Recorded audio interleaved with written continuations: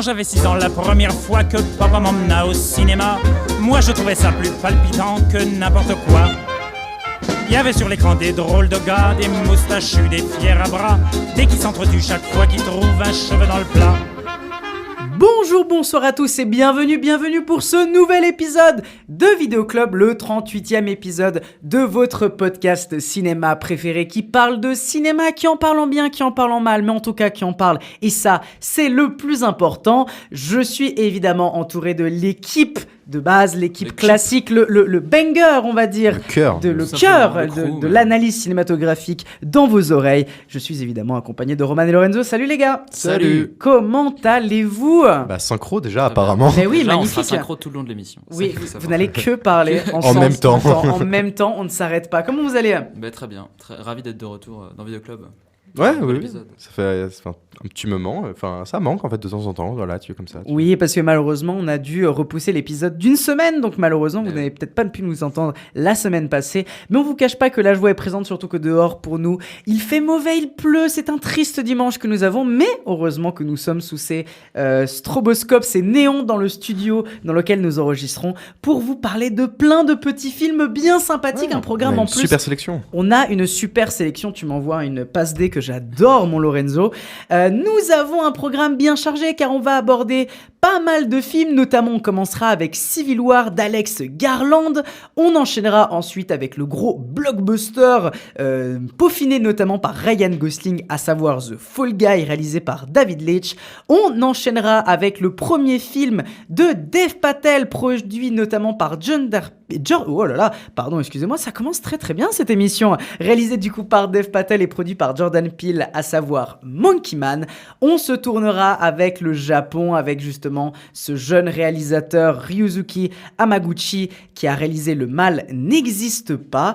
On enchaînera ensuite avec le biopic de Amy Winehouse, Back to Black. Et enfin, on traitera avec un peu de retard, mais en tout cas avec un peu de recul, on va discuter un peu du dernier du pieux, à savoir Dali, sorti pour la Suisse il y a quelques semaines dans les salles obscures. Et évidemment, enfin, on abordera la carte blanche, et cette fois-ci une carte blanche made in Lorenzo, une carte blanche, on va dire, très particulière d'un film qu'on avait déjà pu vous parler dans le passé, mais pas vraiment un film qu'on vous avait parlé. Vous verrez à la fin d'émission. Le suspense est total. Abordons directement le premier film de notre sélection, un film qui a fait énormément parler de lui, un film made in A24, Civil War d'Alex Garland. Citizens of America, people of the Florida Alliance, and the Western forces of Texas and California will be welcomed back to these United States as soon as their illegal secessionist government is deposed. You don't know what side they're fighting for. Someone's trying to kill us. We are trying to kill them.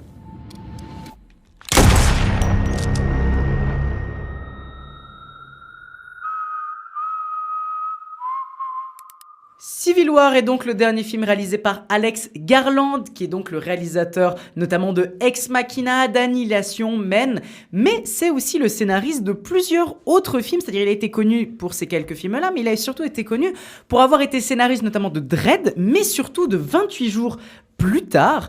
Il revient donc avec ce film qui a beaucoup fait parler de lui, que ce soit dans sa promotion, mais aussi lors de la sortie du film où tout le monde s'est rué pour aller voir le film dans les salles et tout le monde a été plutôt unanime pour dire que ce film était extraordinaire.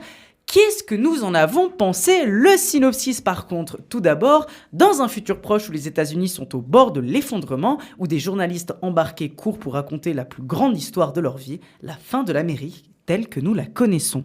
On retrouve un casting assez intéressant, composé notamment de Kirsten Dunst, Wagner Moura, Stephen McLean Anderson, Gis Plemont. Notamment ces gens-là, mais notamment Gis Plemont a beaucoup été mis en avant dans les bandes annonces. Bref. Et Kylie Spinney, tu la cites pas ? Oui, putain, merde, je l'ai pas cité, pardon. Quasiment personnage principal. Oui, c'est vrai, complètement. Je l'ai complètement zappé de trucs, excusez-moi, mais tu as très bien fait de me le rappeler.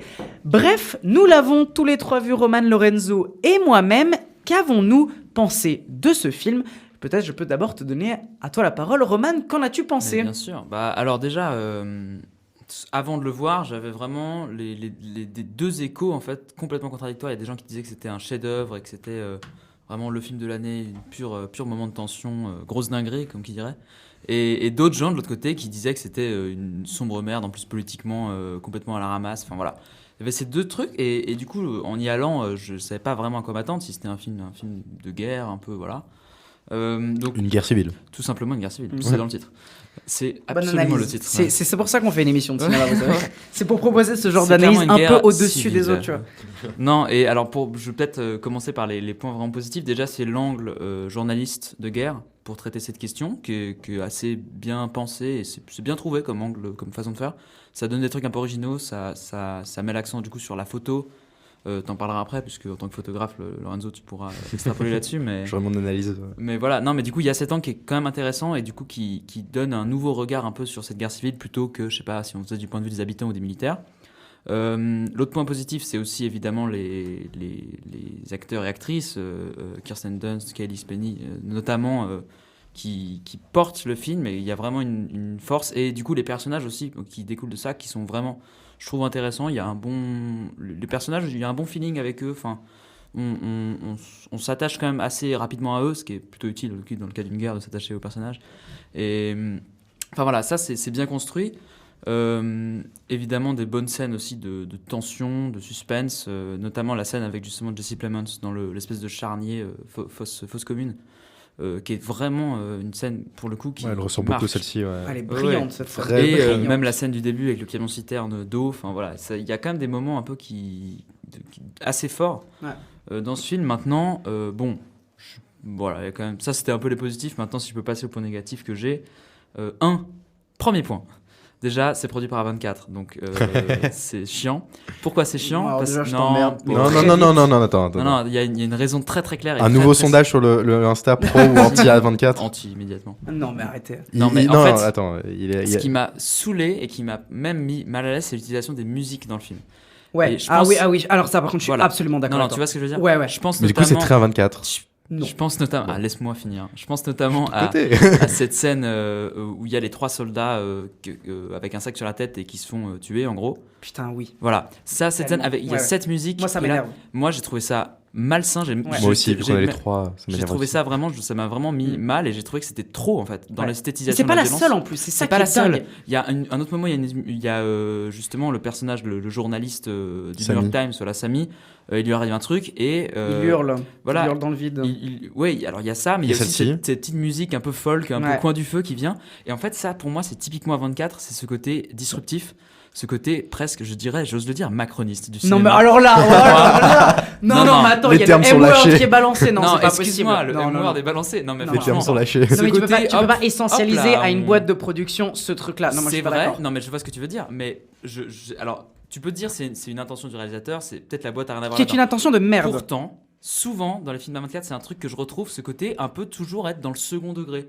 Toujours un peu venir un peu en casser un peu la vibe avec un truc un peu étonnant. Si, si. C'est ce Bah, que je trouve. Boys Afraid A24, il n'y a pas du tout ce Oui, mais c'est truc-là. déjà étonnant. X J'ai pas de- tout vu, mais je trouve que c'est un point qui revient. Everything Everywhere All at Once, il n'y a pas non plus cette Si. utilisation de la. Oui, Tout non, le mais, temps. mais ça joue sur ce Ça, côté c'est le un peu plus punk. A24 de Oui, tous les voilà, Mais A24. moi je le Non, trouve mais- génial et puis ça Ok, marche ok, non, bien. mais d'accord, mais je trouve que c'est un point qu'on peut imputer à A24, c'est ce truc de la musique. Et moi qui m'a vraiment. J'ai trouvé trop, et pourtant je suis pas. Je veux dire, la violence dans les films ça me gêne pas et tout, Mhm. mais.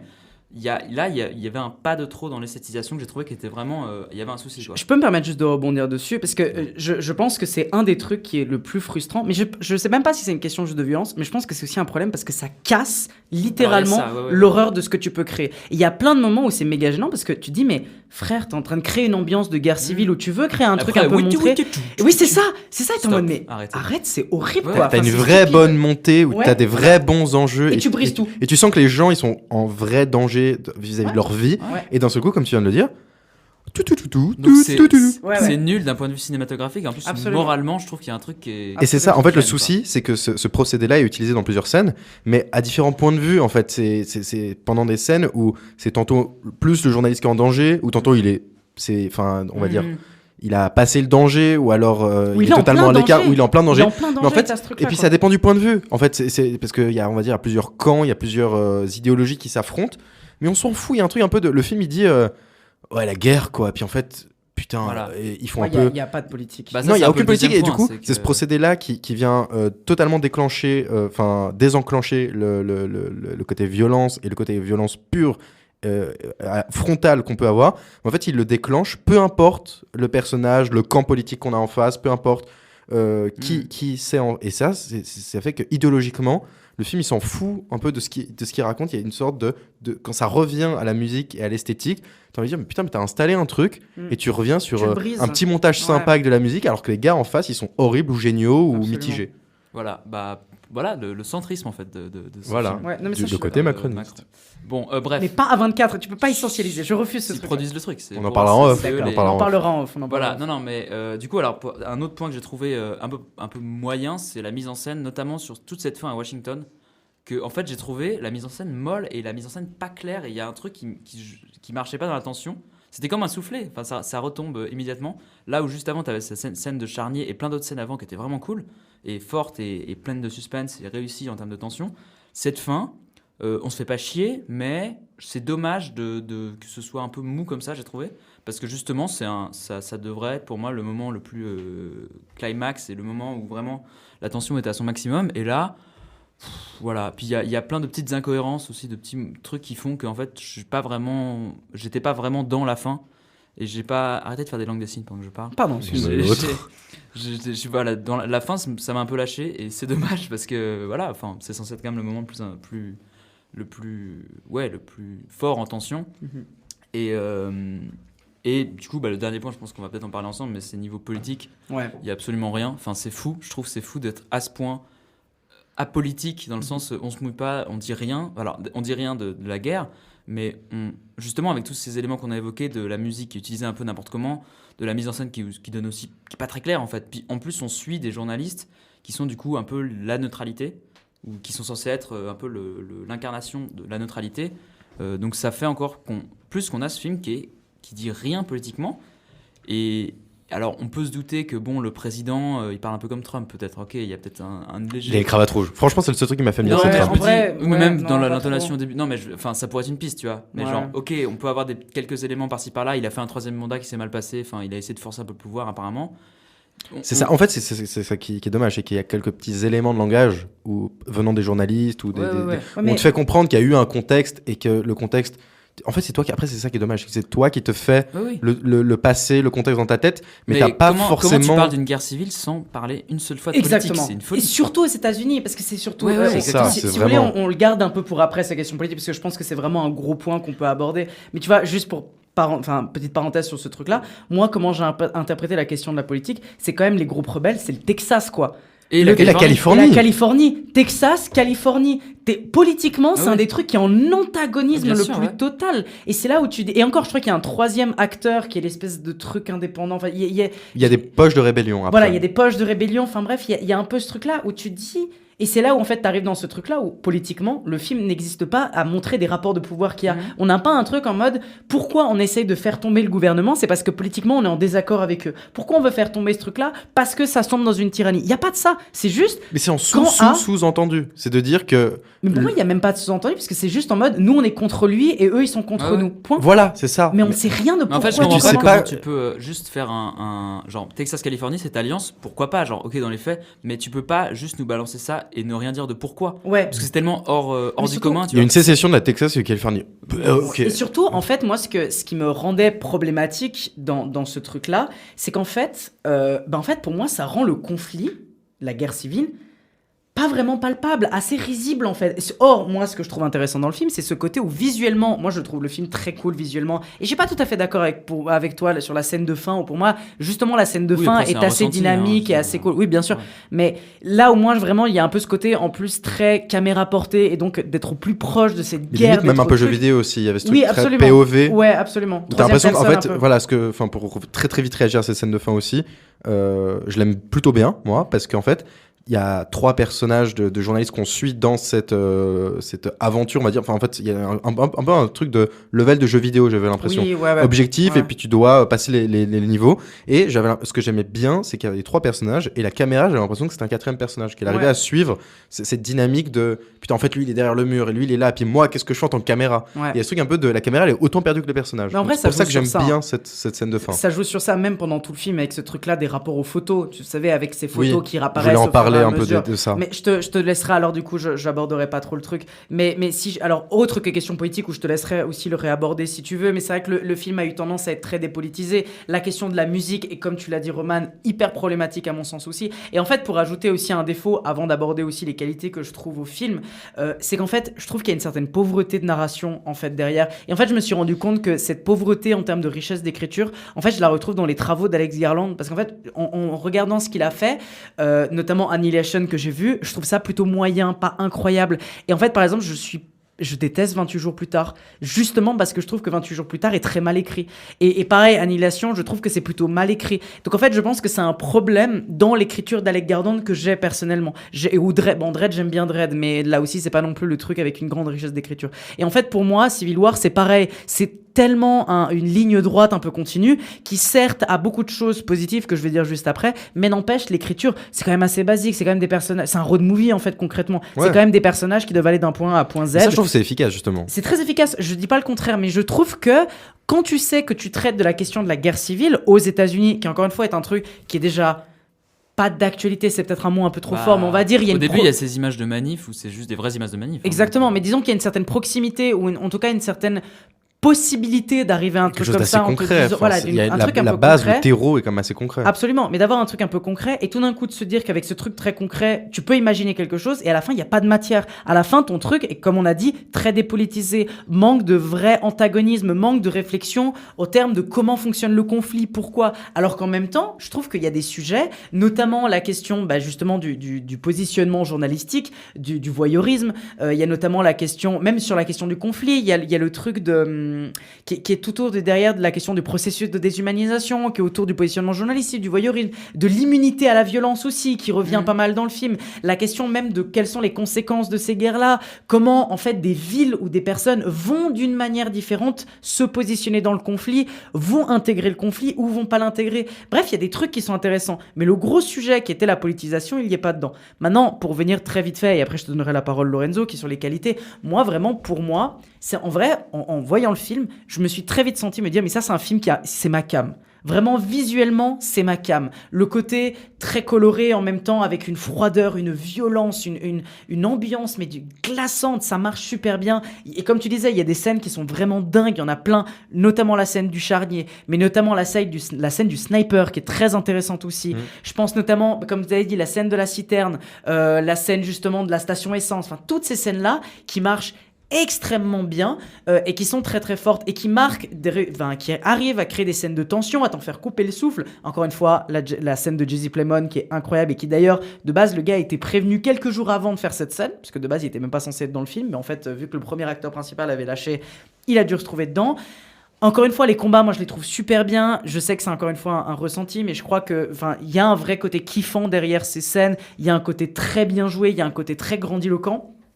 Et en même temps, ça construit quelque chose. Dans l'imagerie, c'est génial. Dans le cadre, c'est vachement bon. Mais, encore une fois, tous ces éléments-là, qui font que pour moi, visuellement, c'est un film qui serait complètement ma came à plein d'abord, et pour moi un bon film, même un très bon film, mais ça perd beaucoup de choses, qui fait que je ne peux pas autant l'apprécier que ce que j'aurais voulu. Parce que justement, il y a des trucs qui manquent, qui sont trop importants. Alors qu'il y avait tellement moyen, quoi. Ben oui, c'est Ouais. ça. C'est exactement ça. C'est exactement ça. Non, justement, ouais, vous avez déjà dit beaucoup d'éléments et je suis globalement très très d'accord avec vous.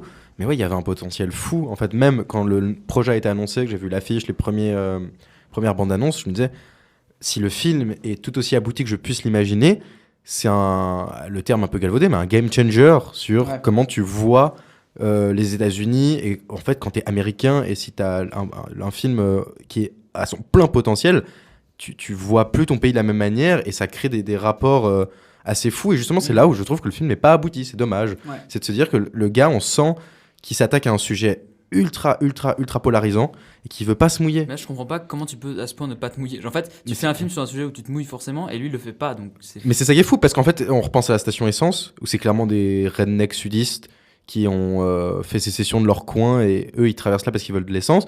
Il y a un vrai bon suspense qui se met et tu te dis mais comment ça peut merder? Qui sont ces gens? En fait, tu te poses tellement de questions et en fait, moi, je trouve que cette scène-là, elle tombe comme un soufflet aussi. La scène de la station de service, parce que tu te dis, ces gars-là, ils peuvent vriller tout comme Jesse Plemons, tout comme plein d'autres. En fait, c'est des gars armés et tu sais pas ce qu'ils pensent. Et toi, après, t'as ton imaginaire où tu dis redneck, sudiste et tout, raciste, et t'as tout ce truc-là. Et encore, en vrai, je suis désolé de te couper, mais encore, je trouve que cette scène est intéressante de ne pas connaître leur positionnement parce que ça crée une tension de quand les journalistes arrivent, de se dire dans quel camp ces gens-là ils sont. Est-ce que c'est des ennemis, ou est-ce que c'est des gens gouvernement ou est-ce que c'est des gens anti-gouvernement? Et encore, cette scène-là, moi, je la trouve intéressante justement de ne pas connaître dans quel camp ils se sont. Je la trouve intéressante, c'est sûr, sur ce point de vue-là, mais je trouve ça, en fait, ça met un peu le ton sur le reste du film. C'est ces gars-là, en fait, on saura pas, on sait pas, et ils ont l'air un peu. Tu te fais toi-même ton film, les personnages ont à peu près, je pense, le même point de vue qu'on a. Mais on sait pas. Et tout comme, en fait, quand ils arrivent dans la ville un peu parfaite, idéaliste, ou qui connaît pas la guerre, et en fait, tu comprends parce que tu vois que, en fait, c'est pas si rose qu'on peut l'imaginer. Mais c'est là aussi dommage où on te dit, on n'en sait pas plus. Ça se trouve, en fait, c'est un réel paradis. Mais eux, ils se font le film que, en fait, c'est horrible parce que, tiens, il y a des rednecks en sniper, ça se trouve, c'est horrible. En fait, tu sais pas, et c'est là où, en fait, à chaque fois, quand il y a ce truc de road movie, où on n'exploite jamais assez les personnages qu'on croise. Je trouve, plus précisément, du coup, il y a 2 scènes. Et même 3, en fait, même les snipers, en fait, tout le 4, 5, en fait, il y a la plupart de ce truc. Je trouve ça, et ça revient à ce que vous dites, en fait, de pas se mouiller. Mais quand on est avec le sniper, ça ramène la guerre à ce truc de c'est pas compliqué. Et en fait, en plus, j'ai détesté le ton du gars quand il le dit, tu vois, le sniper dans le champ, et il dit c'est pas compliqué, il essaie de me tuer, et moi je veux le tuer parce qu'il essaie de me tuer. Mais merde, c'est pas que ça, justement. Il y a ce truc de dis-moi en plus, dis-moi de quand tu viens, quelle était ta vraie. Qu'est-ce qui te motive à faire la guerre, quelles sont tes convictions et tout. Et en fait, tout le film, il a imbibé de ce truc-là on fait la guerre.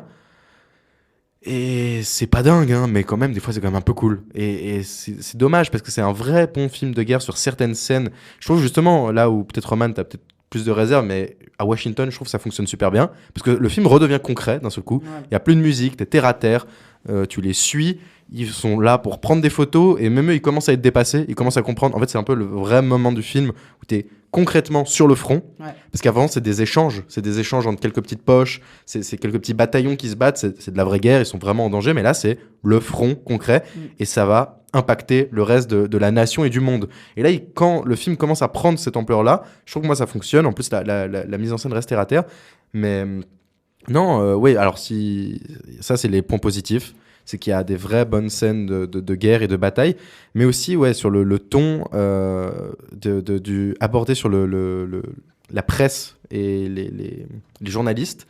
Je trouve ça très intéressant comme axe, comme vous le disiez très bien tout à l'heure, et en fait de voir à quel point c'est pas leur réalité. En fait, c'est là où la musique des fois elle est très pertinente parce qu'il y a ce truc un peu road movie où on est au milieu d'une zone de guerre, mais franchement nous c'est bon, ça fait 30 ans qu'on fait ça, donc on met de la musique et on s'en fout.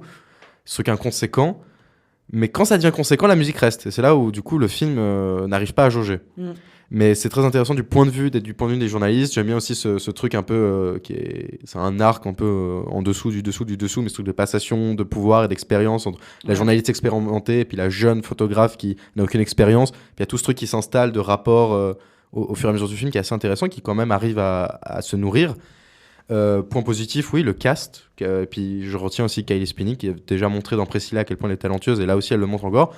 Tu m'avais du coup pré-shot le truc, mais sur la photographie, et tu me l'avais pré-shot en disant que genre quand ils prennent des photos, moi ça m'avait un peu énervé de ce truc de on prend des photos et on te les montre. En fait, je trouve ça intéressant de juste dire en fait leur job c'est de prendre des photos, mais on reste concret, on n'est pas encore plus. Déjà qu'on est spectateur de leur vie, j'ai pas trop envie d'être spectateur de leur travail parce qu'on te les montrait frontalement de.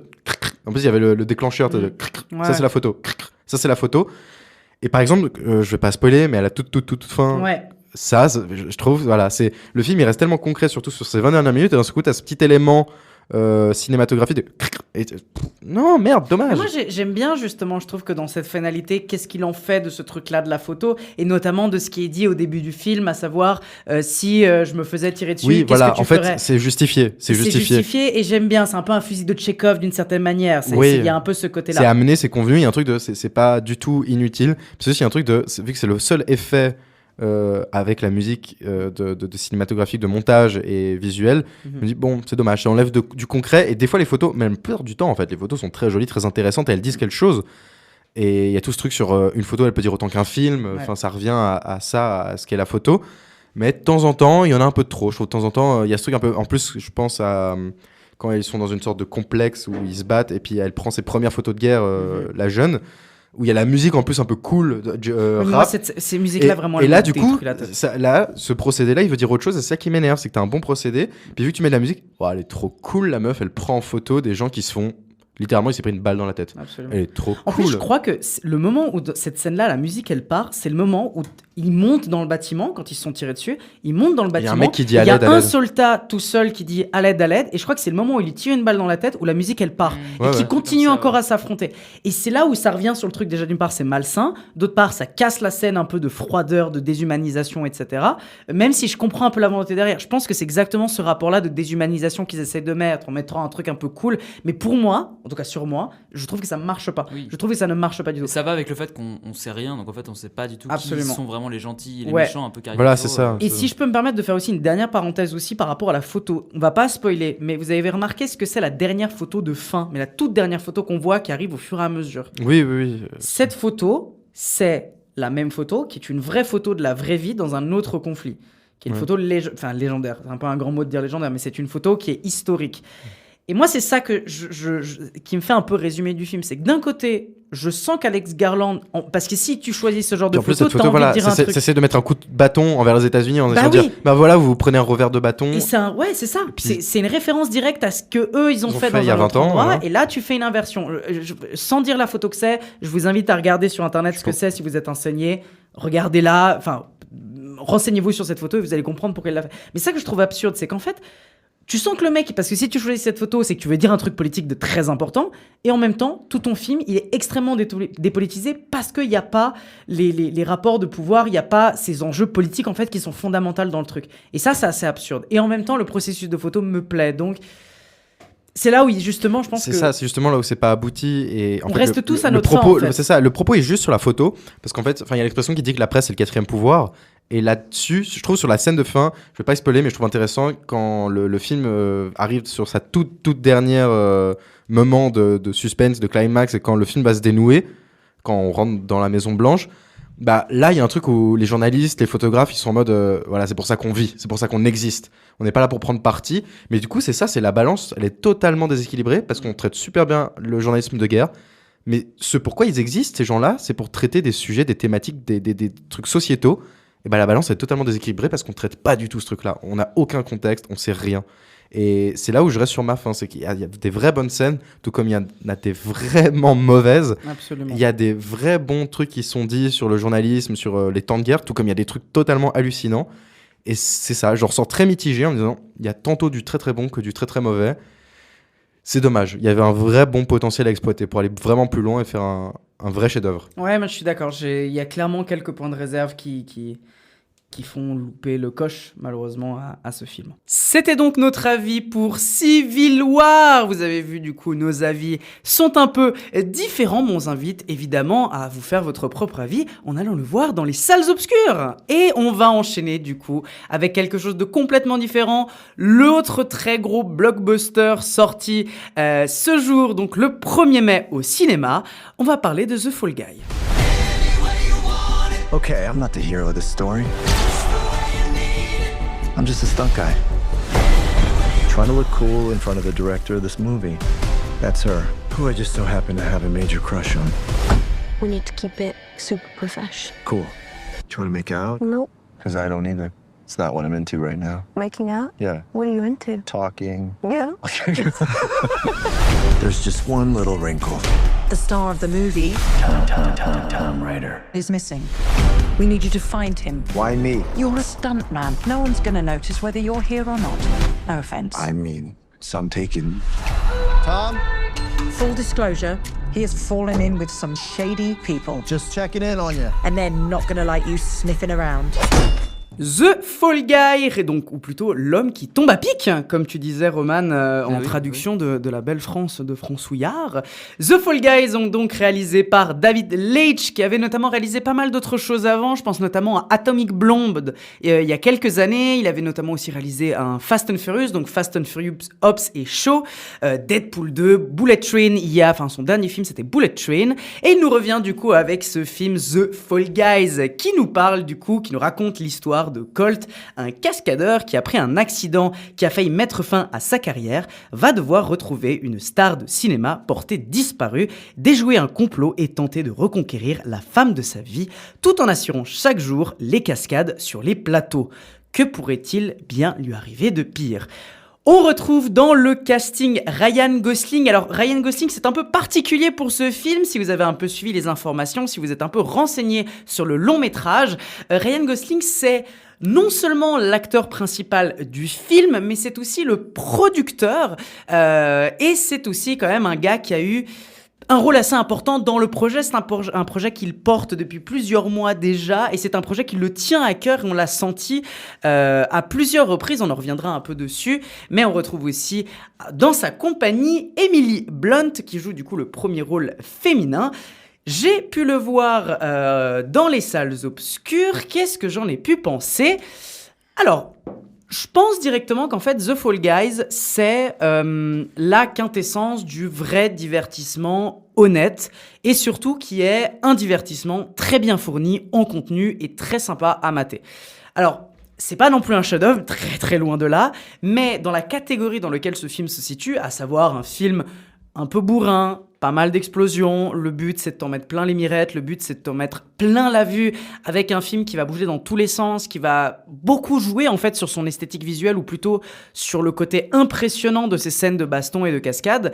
Et je trouve que le film marche très bien. Je pense qu'il marche bien parce que c'est un film qui t'en met plein les yeux, comme j'ai dit, tout du long, du début jusqu'à la fin, et il y a une espèce de grande diversité de cascades et de bastons, c'est-à-dire on peut enchaîner vers de la baston classique à coups de poing, dans un endroit un peu ouvert avec beaucoup de figurants et de figurantes, mais on peut aller sur de la cascade à l'extérieur, à l'intérieur, on peut avoir des bastons dans des endroits réduits. On peut se retrouver notamment sur cette scène qui a beaucoup été mise en avant dans les bandes annonces, avec cette espèce de bagarre sur un espèce de camion-benne, de camion-poubelle, bref. Il y a une grande diversité, alors ça peut paraître un peu absurde comme ça, mais vraiment il y a une grosse diversité dans ce que le film essaye de proposer, et je pense qu'il y a une vraie richesse, il y a un vrai côté, on va dire, généreux de ce film. Voilà, on reviendra un peu après à un autre film où j'ai un peu cette critique-là à faire, mais voilà, il y a une grande générosité dans The Fall Guys, dans vraiment son contenu brut, dans sa volonté même de divertir le public. Il y a une générosité derrière, une générosité qu'on retrouve d'ailleurs aussi dans plein de petits trucs qui, alors on va pas dire qu'ils sont originales, parce que ça l'est pas, mais on va dire qu'il y a plein de petits éléments de réalisation et de mise en scène un peu sympathiques.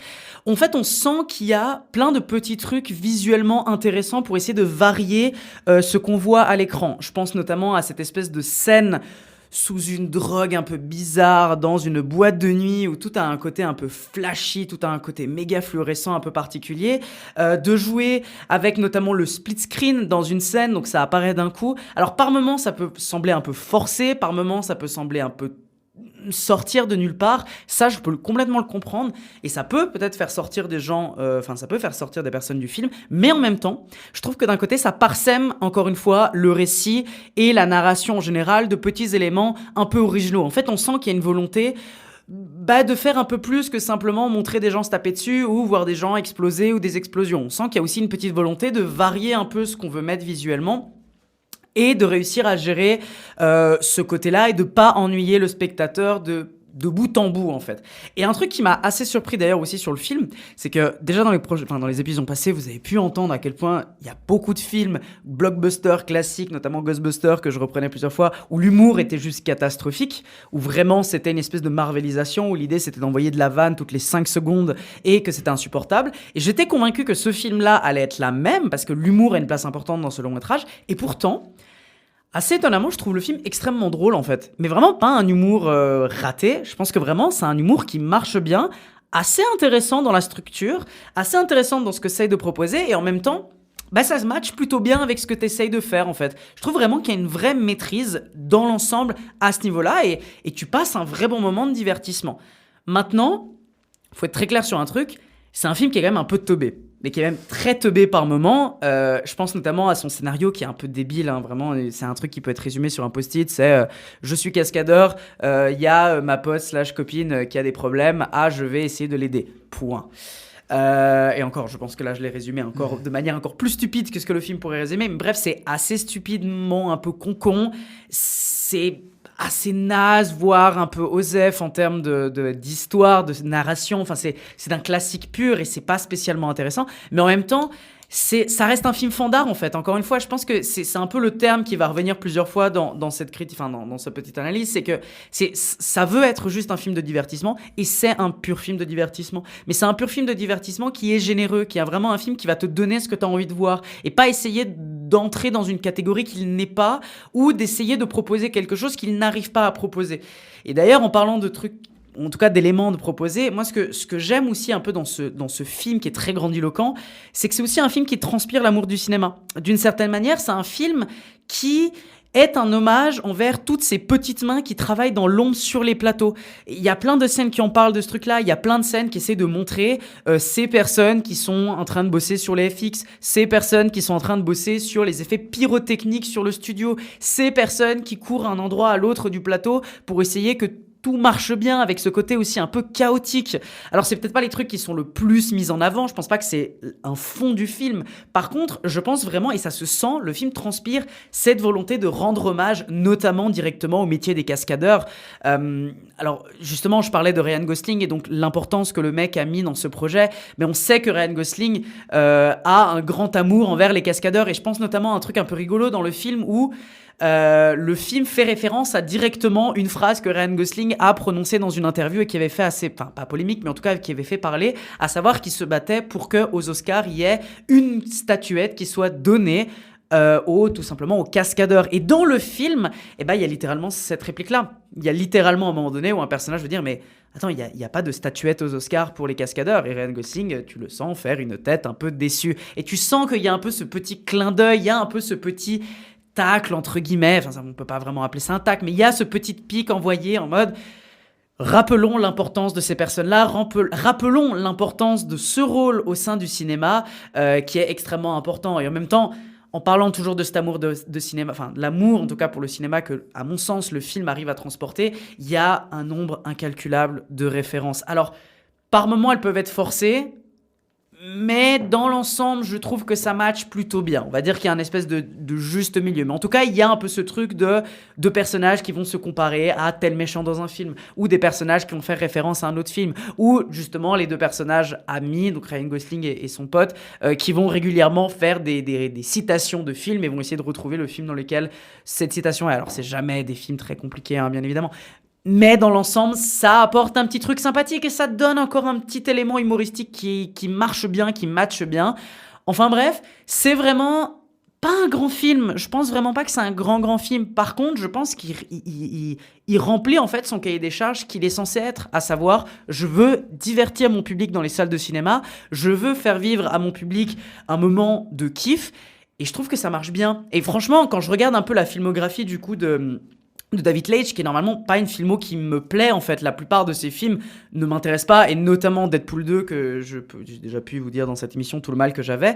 Par contre, là ce que je trouve intéressant, c'est que ce mec, on lui a donné juste une directive, on lui a dit il faut que tu divertis ton public, il faut pas que tu ailles dans cette catégorie, il faut pas que tu fasses ce truc là, il faut juste que tu divertis ton public autour de gros trucs qui pètent et en même temps de faire un peu d'humour à droite à gauche. Et pour moi, c'est pari tenu. Donc en soi, ça reste pas une œuvre absolument dingue, mais pour moi, ça reste une pure œuvre de divertissement hyper généreuse. Et ça fait plaisir. Et c'est aussi des films qui sont importants à pouvoir mettre en avant dans un cinéma hollywoodien, blockbuster, où on sait qu'il est en piteux état. Un film comme ça, blockbuster, vocation de vraiment divertir, ça match plutôt bien. C'était donc mon avis pour The Fall Guys de notamment David Leitch avec Ryan Gosling dans le long métrage. Et on va enchaîner avec un autre film aussi où ça se tape dessus. On va parler de Monkey Man de Dev Patel. In this city, the rich don't see us as people. Give me the job no one wants to do. I'll do it. Anyone who forgets their place, it doesn't turn out well for them. This is not the place to work if you can't handle that sort of stuff.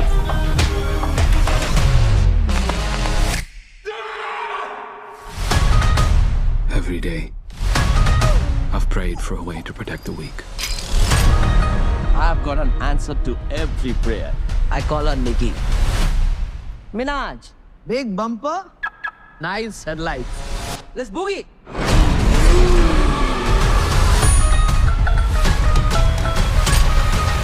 Monkey Man est donc le premier film réalisé par Dev Patel. Donc Dev Patel, on va dire acteur assez connu, très très très connu, même qui avait joué dans pas mal de films, notamment Lion, que je me rappelle il y a quelques années, qui m'avait énormément marqué, mais notamment The Green Knight, qui me permet encore une fois de vous rappeler que The Green Knight, c'est formidable et c'est fantastique, et c'était l'un de mes films préférés d'il y a 2-3 ans, quand il était sorti. Donc Dev Patel, il est derrière l'écriture, la réalisation, et il est notamment acteur principal dans son premier long métrage, un long métrage qui est produit notamment par Jordan Peele, et c'est aussi ça qui rend le film assez intéressant, parce qu'on sait que quand Jordan Peele touche à un projet, il y a toujours quelque chose d'assez intéressant. Jordan Peele, réalisateur de Get Out, Us et aussi de Nope qu'on avait pu vous parler il y a quelques épisodes de cela. Le synopsis: en Inde, un ancien détenu fraîchement relâché a du mal à s'adapter à un monde où règne la cupidité des entreprises et l'érosion de valeurs spirituelles. J'ai pu le voir dans les salles obscures. Qu'est-ce que j'en ai pensé ? Eh ben, il y a pas mal de choses à dire. Alors, je pense que l'une des premières choses à vraiment se concentrer sur ce long métrage, c'est pas tout de suite la question purement de la violence, pas tout de suite la question, on va dire, de purement les scènes de baston qui sont dans ce film-là, mais c'est vraiment le côté politique qu'on retrouve derrière ce film de combat, derrière ce film de baston. Parce que oui, en effet, et c'est ce qui m'a assez surpris quand j'ai vu le long métrage, c'est un film d'une très très grande politisation, on va dire.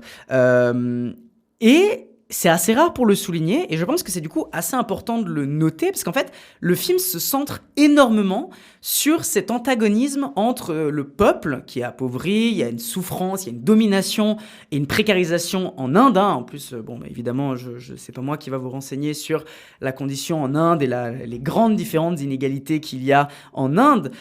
Mais voilà, cette population, donc cet antagonisme entre une population qui est appauvrie, dominée, en grande souffrance, versus une bourgeoisie minoritaire, mais qui a du pouvoir, qui est exploitant, enfin qui exploite une population et qui a un peu cet élément-là de se gaver en fait sur le dos de cette majorité de population.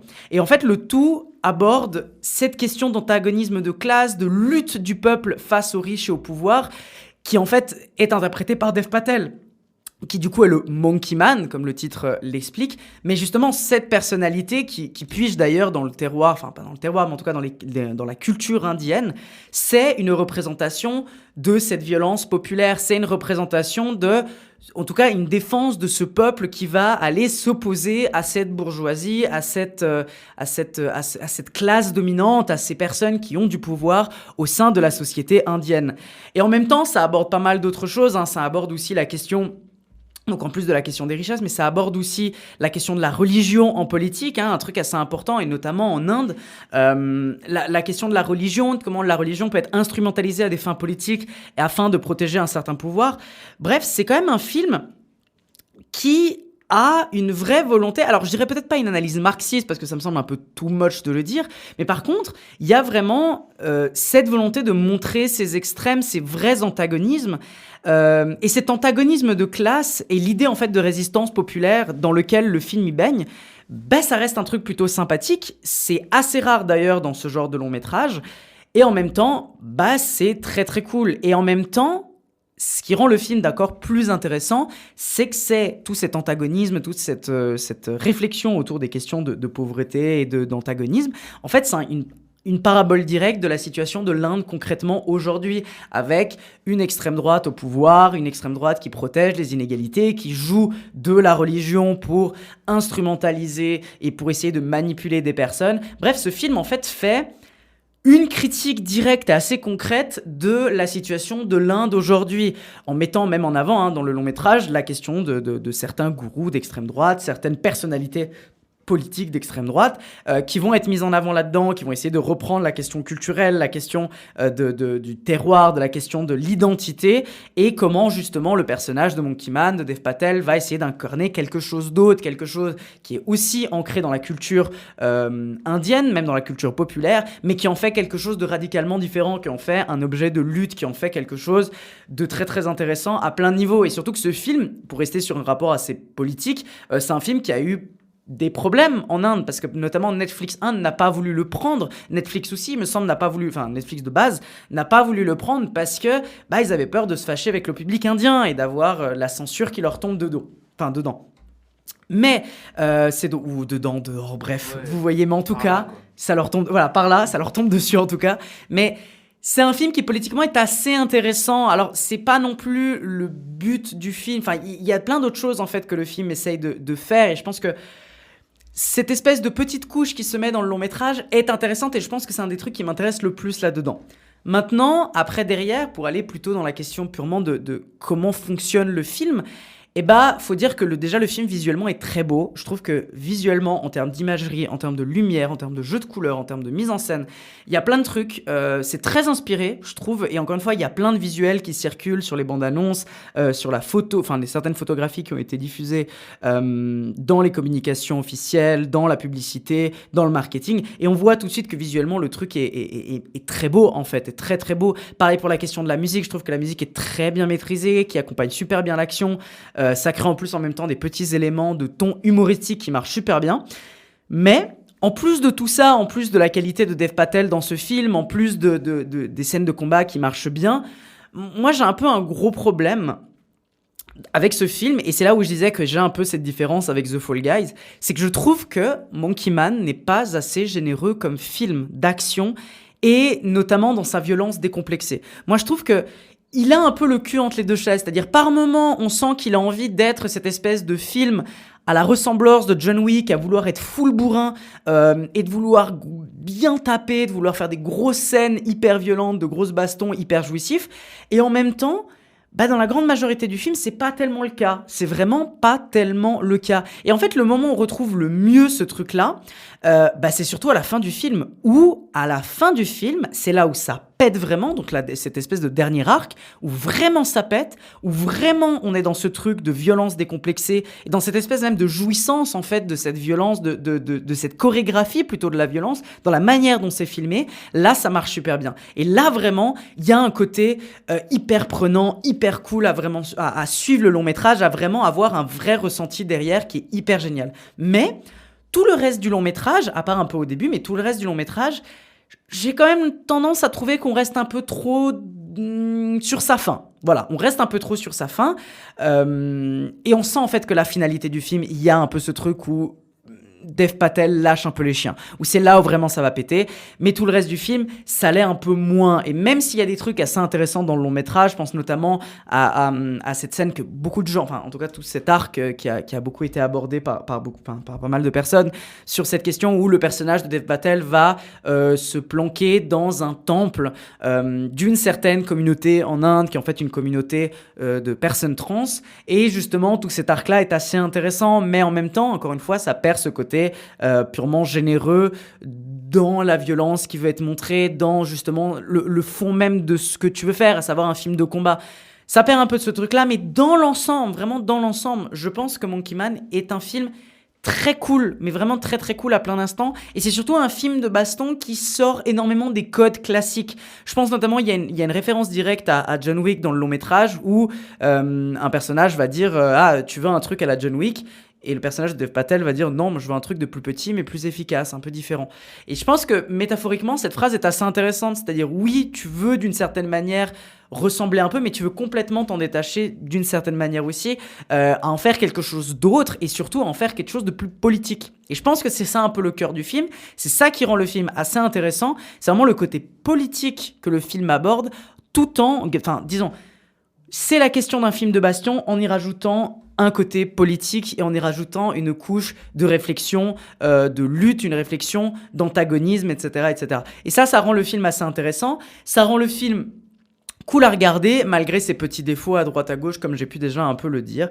Bref, c'est un film très sympathique, je peux vous le conseiller, malgré le fait que j'ai peut-être un peu quelques stops encore à ce niveau-là. Mais voilà, vraiment, je vous invite quand même à vous faire votre avis, c'est quand même une bonne séance qui vous attend si vous allez le voir. C'était donc mon avis pour Monkey Man de Dev Patel. Je vous invite chaleureusement à vous faire votre propre avis dans les salles obscures. N'hésitez pas d'ailleurs à nous faire des retours sur nos différents réseaux sociaux. On vous invite à nous suivre et surtout, du coup, à commenter. On fait souvent des sondages sur les différents films. Et on va enchaîner cette fois-ci avec quelque chose de complètement différent. On va se tourner vers un réalisateur qui fait beaucoup parler de lui depuis ces quelques dernières années. On va parler du dernier film de Ryusuke Hamaguchi, Le mal n'existe pas. グランピング場の予定地、あそこは鹿の通り道なんだ。都会の人が野生の動物と近くで触れ合えることってないし。銃声。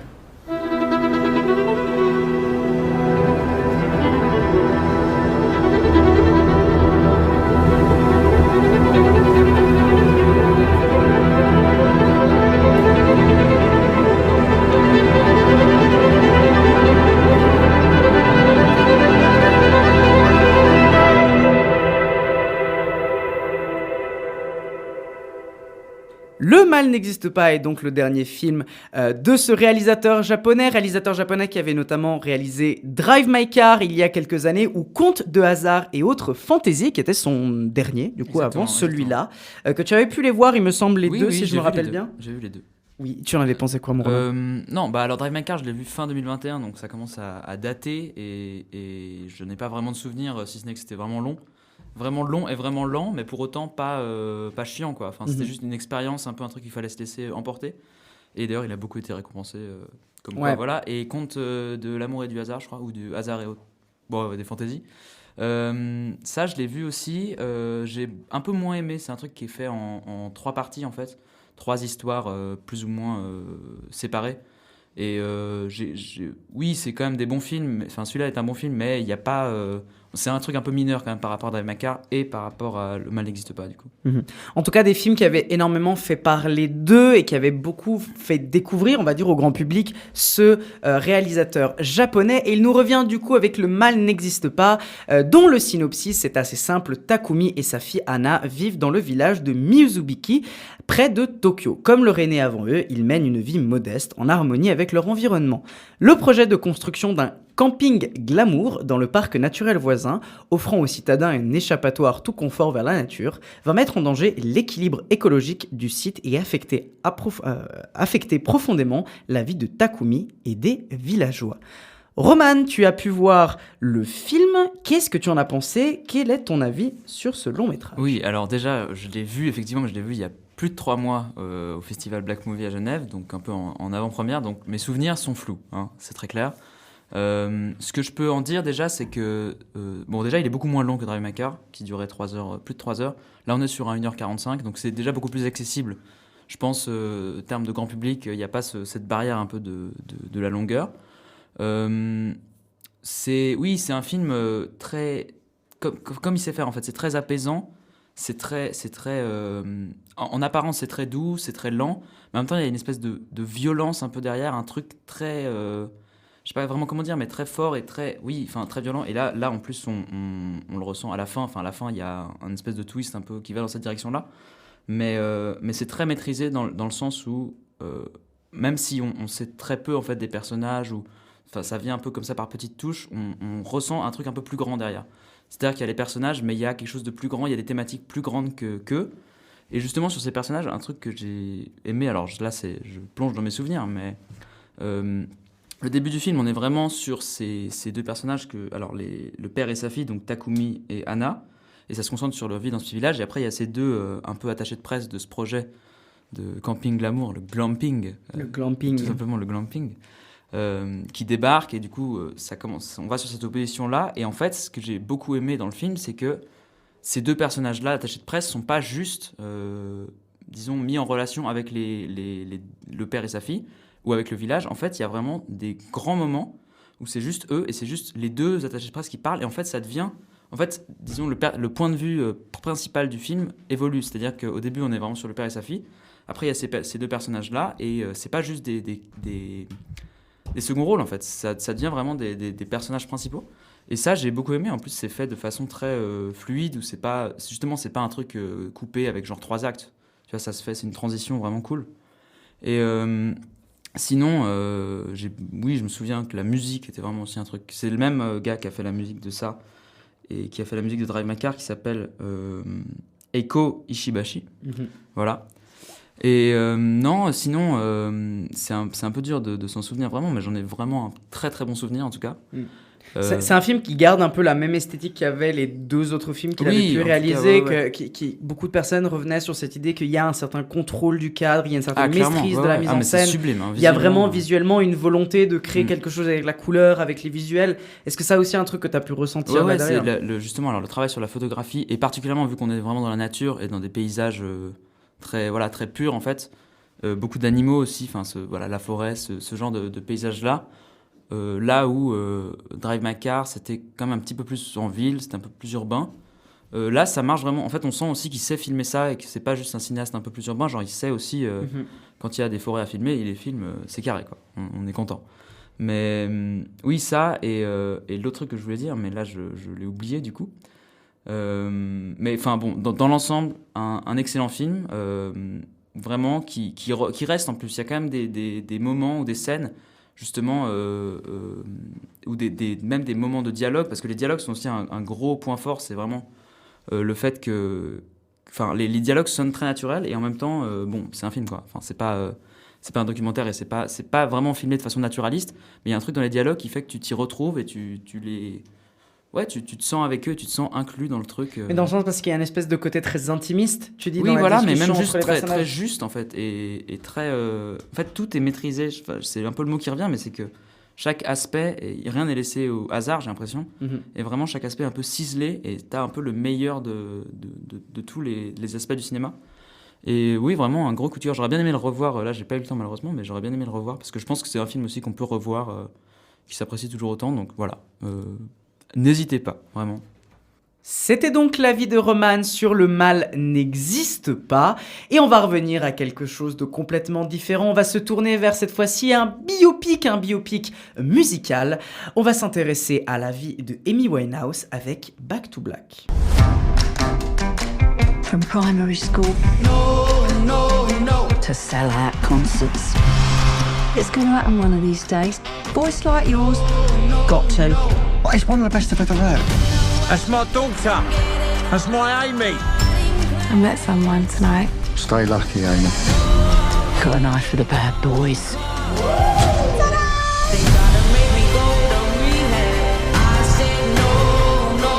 The album's #1 around the world.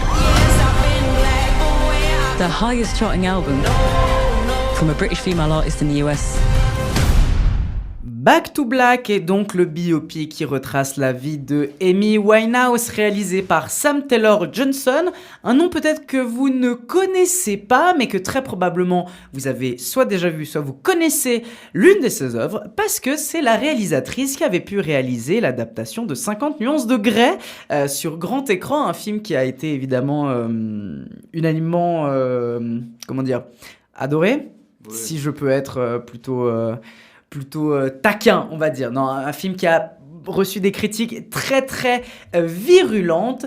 Bref, la réalisatrice Sam Taylor Johnson nous revient avec Back to Black, qui retrace la vie et la musique d'Amy Winehouse à travers la création de l'un de ses albums les plus iconiques de tous les temps, inspiré par son histoire d'amour passionné et tourmenté de Black Fielder Civil. On retrouve notamment dans le casting l'actrice Marisa Abela, qui joue évidemment le rôle principal. J'ai pu voir le long métrage. Qu'est-ce que j'en ai pensé ? J'avoue, j'en ai pas vraiment des choses plutôt positives à vous dire. En fait, alors pour commencer, c'est un film que je trouve d'une banalité sans nom en termes déjà purement esthétiques et plastiques. C'est une réalisation et une imagerie inintéressante, banale, pas inspirée à plein de niveaux. Alors, faut bien comprendre que c'est pas moche. Je ne dis pas que le film est moche, je ne dis pas que le film n'est pas beau.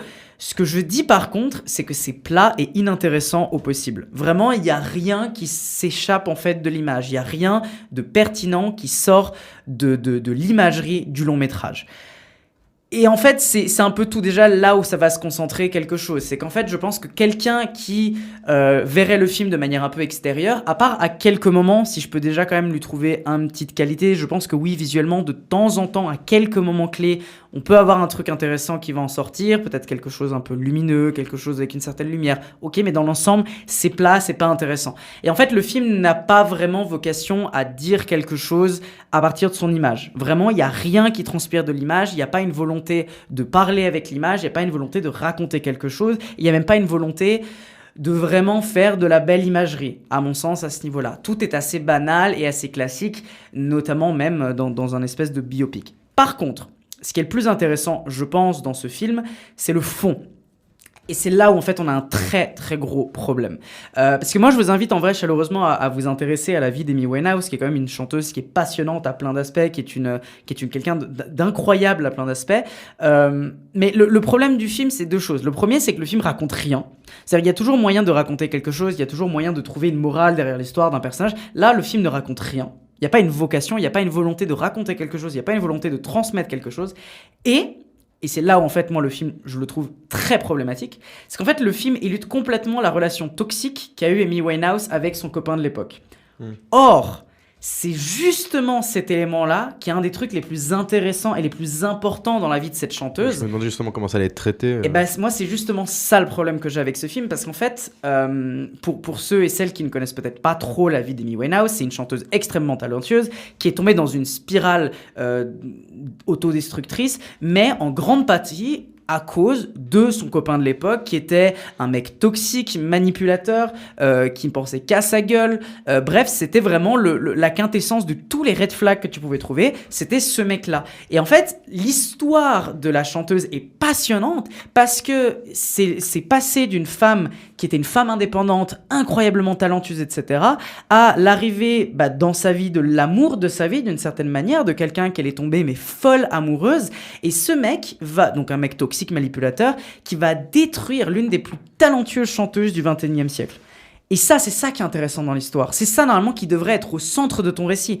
Mais en fait, le film fait passer dans le plus grand des calmes son amoureux de l'époque comme juste une petite amourette où il y a des hauts et des bas. Où des fois, ça va pas bien, mais en vrai, il est gentil quand même. Mais après, il y a des moments aussi, il est un peu bizarre, mais en même temps, elle le cherche aussi un petit peu. Bref, c'est cette réécriture, c'est cette manière dont est montrée la relation entre les deux qui, pour moi, est juste immonde, en fait. Enfin, c'est juste horrible et très problématique. Parce qu'encore une fois, je vous invite à vous renseigner sur le personnage qu'est ce gars-là. Mais c'est pas un mec bien, c'est un mec qui est immonde. Après même la mort de Amy Winehouse, qui était normalement sa copine, que sa meuf était Amy Winehouse qui était vraiment dévouée à lui, le mec a demandé quelques années après juste de reprendre de l'argent.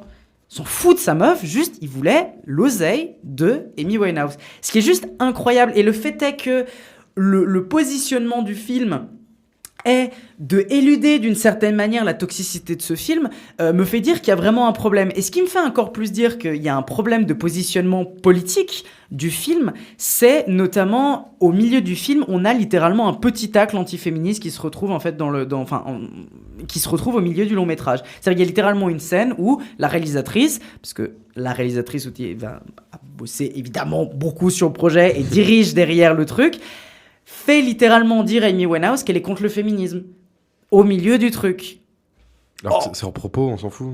C'est hors propos, et en plus Puis de ça se fait pas. et ça se fait pas, et en plus de ça, quand on sait que la réalisatrice a eu des problèmes avec The 50 Shades of Grey, parce que justement il y a eu des critiques féministes qui sont plutôt même assez constructives et assez pertinentes à mon sens sur son long métrage, et en plus on connaît je vous invite à vous renseigner aussi sur les positionnements du coup de Sam Taylor Johnson, qui sont des positionnements assez nazes à plein d'aspects, et en fait je sens que la réalisatrice met dans son film son positionnement personnel, à savoir d'éluder ce truc-là de la toxicité d'un homme, d'essayer de d'éluder ce truc-là, ce qui est un positionnement complètement différent. Et je trouve qu'il y a ce côté hyper dangereux et hyper problématique dans la manière dont est dirigée la question de la vie d'Amy Winehouse. C'est comment on a décidé de mettre en image, ou plutôt comment on a décidé d'aborder la question de la vie d'Amy Winehouse. On l'a abordé par ce côté-là, cet angle-là. Mais je trouve que cet angle-là, il n'a aucun intérêt parce qu'il ne raconte rien, voire il fait de la réécriture historique. Et il y a plein de réécritures historiques. En vrai, je suis même pas un grand spécialiste de cette chanteuse, mais juste les quelques trucs que tu peux te renseigner juste avant d'aller voir le long métrage te fait tout de suite dire qu'il y a des trucs qui vont pas dans la réécriture. Il y a notamment une scène où on va te montrer les Grammys, où elle va gagner un Grammy pour la première fois de sa vie, qui était un de ses plus grands rêves. Dans le film, c'est montré comme quelque chose d'extraordinaire. Dans la réalité, elle est en dépression. Dans la réalité, elle est en dépression, et il y a des témoignages, notamment de ses meilleurs amis de l'époque, qui disaient mais la meuf était sur scène et elle ne ressentait rien parce que elle était en dépression et qu'elle était pas bien. Et comment le film te montre que tout va bien, c'est un problème. La question de la drogue aussi, de comment Amy Winehouse est entrée dans la drogue. Le film te le dépeint comme oui c'est vrai que son copain se droguait un peu avant, mais elle a décidé par toute seule de se droguer. La réalité, c'est pas ça encore une fois. La réalité, c'est qu'elle a été poussée à prendre des drogues par son copain de l'époque. Bref, ça va pas du tout. Et pareil, la fin est juste catastrophique parce qu'elle s'arrête sur rien. Voilà, la vie d'Amy Winehouse n'est pas à arriver vers sa finalité, mais c'est s'arrêter au milieu de l'histoire, ou c'est s'arrêter vers milieu-fin de l'histoire. Mais on ne conclut sur rien du tout, on conclut pas sur sa vie, on est juste en train d'arrêter à un moment où soi-disant le personnage d'Amy Winehouse va mieux pour créer une happy ending. Parce que la vie finale d'Amy Winehouse est une énorme tragédie. Et c'est un film qui pourrait être déprimant.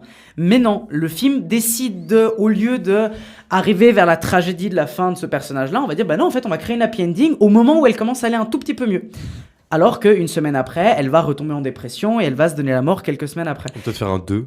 Oh mon Dieu. Non, mais tu vois ce que je veux dire, c'est quand même assez catastrophique de juste parce que tu veux faire une happy ending, parce que tu veux créer une fin positive à ton personnage, tu décides de faire ça en éludant complètement une certaine réalité. Surtout que tout le monde sait comment ça se finit, quoi. C'est pas un mystère. Mais ça se sent, c'est les studios, je sais pas lequel qui produit, mais le studio hollywoodien X, Paramount, Warner, n'importe lequel, ils ont un schéma pour ce genre de biopic, que ça soit le truc sur Bob Marley là, il y a quelques mois, ou... Même dans Bohemian Rhapsody, ça se finissait bien, tu vois. Bohemian Rhapsody, à la fin, mais ça finit toujours sur un truc. Voilà, et sur ce genre de truc où en fait il y a une sorte de recette, et puis tu t'appliques ça, en fait il faut que ça rentre dans des schémas, il faut que ça soit puritain, américain, grand public, puis tu prends une idole, quelqu'un d'ultra connu, puis tu fais ton truc, et puis après ils s'en foutent un peu, c'est pas un hommage. Là, si on peut faire c'est intéressé quoi comme biopic. Si on peut faire par exemple le parallèle avec le Elvis de Baz Luhrmann, ce qui est intéressant, c'est que du coup la fin de Elvis est pas un happy ending du tout, et joue un peu sur ce truc-là de montrer comment le personnage d'Elvis est tout simplement descendu aux enfers. Et Bob Marley, tous ces films-là, je te rejoins complètement, il y a ce truc-là de vouloir créer des happy endings parce qu'il faut en faire. Mais c'est quand même assez malsain dans une histoire qui n'est pas censé être une happy ending, qu'on peut pas lui donner une happy ending. Est-ce qu'au moins il y a des bonnes scènes de musique? Parce que souvent c'est ce qui sauve un peu les biopics, c'est les scènes un peu cool. C'est une bonne question. Et les montages ou les... En vrai, moi je te cache pas que c'est un peu le même problème que j'avais aussi un peu sur Bob Marley, mais là où Bob Marley j'avais pas beaucoup d'objectivité parce que j'aime beaucoup ses chansons. Amy Winehouse, je connais un peu moins son travail, j'aime pas mal d'autres musiques, mais en fait le problème est le même que dans Bob Marley, à savoir que juste c'est balancer des musiques un peu au hasard dans le film, juste parce qu'il faut mettre de la musique. Et en fait oui, c'est un peu triché, parce que d'un côté oui, les musiques sont cool, mais c'est parce que c'est du Amy Winehouse, quoi, donc évidemment que les musiques elles sont bien. Pas l'image qui est cool, c'est juste la musique. Voilà, c'est ça. Et encore, il y a ce qui par contre peut être un point positif, je peux donner quelques petites qualités, mais tu vois par exemple, quand l'actrice interprète ses chansons, Je sais que beaucoup l'actrice s'est fait clasher, s'est fait taper dessus parce que on lui dit tu ressembles pas à Amy Winehouse machin. En vrai, je trouve que justement c'est un des points positifs du film. Je trouve que l'actrice se démerde plutôt bien dans son rôle. C'est-à-dire elle se donne quand même. Alors peut-être c'est pas non plus la performance de sa vie, ça on est bien d'accord, mais n'empêche, c'est pas un défaut en fait, c'est pas un mauvais point du film. Je pense qu'au contraire, c'est plutôt une bonne qualité. Pareil, de reprendre quelques petits éléments visuels d'une certaine réalité en s'inspirant de ça. Et oui, musicalement, oui, c'est joli quoi. Musicalement, oui, tu vas trouver ce truc joli. Mais il n'y a pas de vraie scène de musique inspirante, je veux dire. Scène de concert, live aid, il n'y a pas ça quoi. Oui, c'est ça. Alors bon, moi j'ai pas mal de problèmes avec Bohemian Rhapsody quand il était sorti, mais dans l'idée, au moins, il y a cette scène-là de full concert. Là, il n'y a pas trop ça. Il y en a un petit peu, mais c'est pas ça le cœur du truc, et très vite, en fait, ça va passer à autre chose. Ce qui est complètement dommage, en fait. Ce qui est vraiment complètement dommage. Et ce qui me fait dire, en fait, pour un peu conclure, c'est qu'en fait, le projet d'adapter l'histoire de la vie d'Amy Winehouse au cinéma, je pense que c'est vraiment un projet qui peut être incroyablement intéressant, parce que tu pourrais aborder plein de trucs et tu pourrais faire des trucs incroyables visuellement, parce que la meuf déjà juste par elle-même était quelqu'un de hyper esthétique, était quelqu'un qui allait un peu hors cadre sur plein d'éléments, mais notamment aussi en termes de fond, même juste musicalement, il y a des choses à faire aussi derrière en reprenant un peu ses inspirations blues, jazz, etc. Mais aussi en termes de fond, parce qu'encore une fois, c'est une femme qui s'est fait détruire par un homme. Une femme c'est pas juste une femme, c'est une femme qui était éminemment talentueuse. C'était une femme qui avait un talent, mais juste de malade. Et les gens peut-être s'en rendent pas encore compte à quel point elle est talentueuse, mais elle avait une capacité folle, elle avait une envie folle, elle avait une envie, une créativité qui était dingue. Et comment juste un mec, à cause d'amour, va juste détruire quelqu'un. Et ça pourrait raconter beaucoup de choses. Ça pourrait donner à un bon ou une bonne réalisatrice, ça pourrait être quelque chose d'incroyable, ça pourrait être quelque chose de magique, ça pourrait être quelque chose de très fort. Mais là, dans la situation actuelle, là comment c'est juste vide, c'est juste problématique, c'est juste pas intéressant et ça apporte rien du tout. C'était donc mon avis pour Back to Black et on va terminer avec le dernier film de la sélection du jour. On n'avait pas pu vous en parler le jour de sa sortie, on n'avait pas pu vous en parler quand il était sorti en France il y a quelques mois, parce que oui, pour les personnes qui l'oublient, nous sommes dans la belle ville de Genève en Suisse, et donc pas mal de films ne sortent pas tout de suite chez nous. Pas du tout aussi. Même pas du tout, malheureusement. Mais nous avons enfin pu le voir. On va vous parler, enfin, et je l'attendais, mais avec tellement d'impatience, on va vous parler de Dali de Quentin Dupieux. Dali est probablement On est là le seul artiste encore vivant sur cette planète. La caméra, énorme ou gigantesque. Moteur! Il y a une chose que je déteste encore plus que les enfants, c'est les dessins de les enfants. Ça, je ne peux pas les supporter. C'est moi, un plus vieux. Un vieux vous? Oui, très vieux, très laid. En chaise roulante. Alors voilà, ça commence en enfer. En enfer? C'est inadmissible. Pablo! Voilà. Monsieur Dali, s'il vous plaît. Je ne vous entends pas. Là, en ce moment même, il y a une pluie de chiens morts. Oh. Là, c'est Dali. Dali de Quentin Dupieux. Quentin Dupieux qu'on ne vous présente plus, qui surtout va faire un AVC tellement qu'il réalise de films. Je pense que depuis le début de de ce podcast, on a dû vous en parler de quoi, de 4-5 films de Quentin Dupieux, mais facilement. Il en a fait 3 en 2 ans là. Ouais, mais même plus. 4 parce que là bientôt va sortir dans quelques mois second acte au Festival de Cannes. Donc, à l'ouverture en plus de ça. Donc le mec ne s'arrête pas, et il ne s'arrête pas en créant du coup Dali, encore un autre film après déjà une longue carrière. Rubber, Le Dain, Réalité, Au Poste, Fumer fait tousser, Yannick, blablabla. Vous en avez déjà beaucoup parlé de tous ces films, et le film raconte l'histoire d'une journaliste française rencontrant Salvatore Dali à plusieurs reprises pour un projet de documentaire. On a un casting qu'on peut dire vraiment XXL, parce qu'on retrouve notamment Anaïs Desmoustiers, Édouard Baird, Jonathan Coel, Gilles Lelouch, Pio Marmaille, Romain Duris, etc. Lorenzo et moi-même, nous avons pu voir le long métrage. On retourne dans ce second round du grand débat entre Lorenzo et moi-même sur la question de Dupieux. Lorenzo, à toi l'honneur, qu'en as-tu pensé de ce Quentin Dupieux de Dali? C'est vrai que ça devient une saga entre toi et moi, et aussi Roman, enfin entre nous sur Dupieux, pas Dupieux, pro-Dupieux, anti-Dupieux. Et c'est vrai qu'en fait, je suis pas vraiment, enfin en tout cas beaucoup moins que toi, fan de son cinéma. Et j'y vais quand même, parce que je sais pas. C'est ça qui me surprend toujours. Je me dis, mais pourquoi tu veux te faire du mal? Je sais pas. Là où moi j'y vais plus, tu vois. C'est vrai, voilà, hein, typiquement. Non, mais et puis non, mais c'était, enfin, j'ai eu l'occasion en plus, c'est ça qui est encore plus paradoxal, de le voir avant toi, vu que moi j'étais un peu par hasard en France au moment de sa sortie, donc j'ai pu le voir quasiment le jour de sa sortie. Et oui, alors j'avais bien aimé Yannick, son précédent, je crois. Après, il en fait tellement, je crois. Et non, en fait, généralement, j'aime pas beaucoup ce qu'il fait. En fait, je ressors tout le temps en me disant, ouais, ok, pas mal, il y a quelques bonnes vannes et tout. Et c'est à peu près la critique que je ferais de Dali. C'est peut-être un de mes préférés, mais parmi plein de films que je trouve ok tiers. Donc, c'est le haut du panier d'un panier très petit, un panier anecdotique. Et non, en fait, c'est que ce que j'aimais pas beaucoup avec son cinéma et que je continuerai peut-être pas aimer en fonction de la trajectoire du reste de sa carrière, c'est que il y avait ce truc surréaliste qui était très Dupieux, très absurde et en même temps un peu réaliste. Il y avait ce truc de comment on crée de l'absurde dans une réalité très concrète. Ouais. Et j'aimais bien par exemple comment il le faisait dans Le Dain. On a une réalité très concrète, très terre à terre. Et l'absurde, il est un peu psycho, tu vois. Il y a un truc de c'est pas totalement grandiloquent. Oh là là, c'est très fou, il y a une grosse mouche. Ou des trucs comme ça. Et donc là, quand il s'attaque à Dali, je me dis, c'est plutôt pertinent, parce que c'est déjà quelque chose de surréaliste. C'est déjà quelque chose où tu peux explorer une esthétique, il y a de la matière à travailler, et en plus, Dupieux, c'est peut-être le plus pertinent, justement, là-dessus, et en plus, il y a le casting. Donc, ouais, si je dois faire les points positifs, parce qu'il y en a, et je veux quand même pas gâcher, on va dire, gâcher mon plaisir, enfin en tout cas le rabattre, c'est que le casting est assez bien, j'ai beaucoup aimé, on va dire, il y en a un qui ressort, selon moi, on en débattra ensemble, mais Cohen qui fait Dali, pour moi ça fait déjà beaucoup. Absolument. Parce qu'il y a ce personnage, on dirait que limite, il était né pour faire Dali et t'en ressors, et moi ça fait des semaines que juste comme ça, au hasard, je fais Dali, parce que je trouve ça rigolo, il y a un truc comique qui fonctionne bien, il y a quelques bonnes vannes par-ci par-là, genre au tout début, je veux pas spoiler, mais la blague du couloir, j'aime bien. Mais quand même, il y a un truc, le truc qui dure 1h18, je crois. Ouais, très court. Et il y a quand même quelques longueurs, quoi. Tu sens le truc, des fois, ça avance pas trop.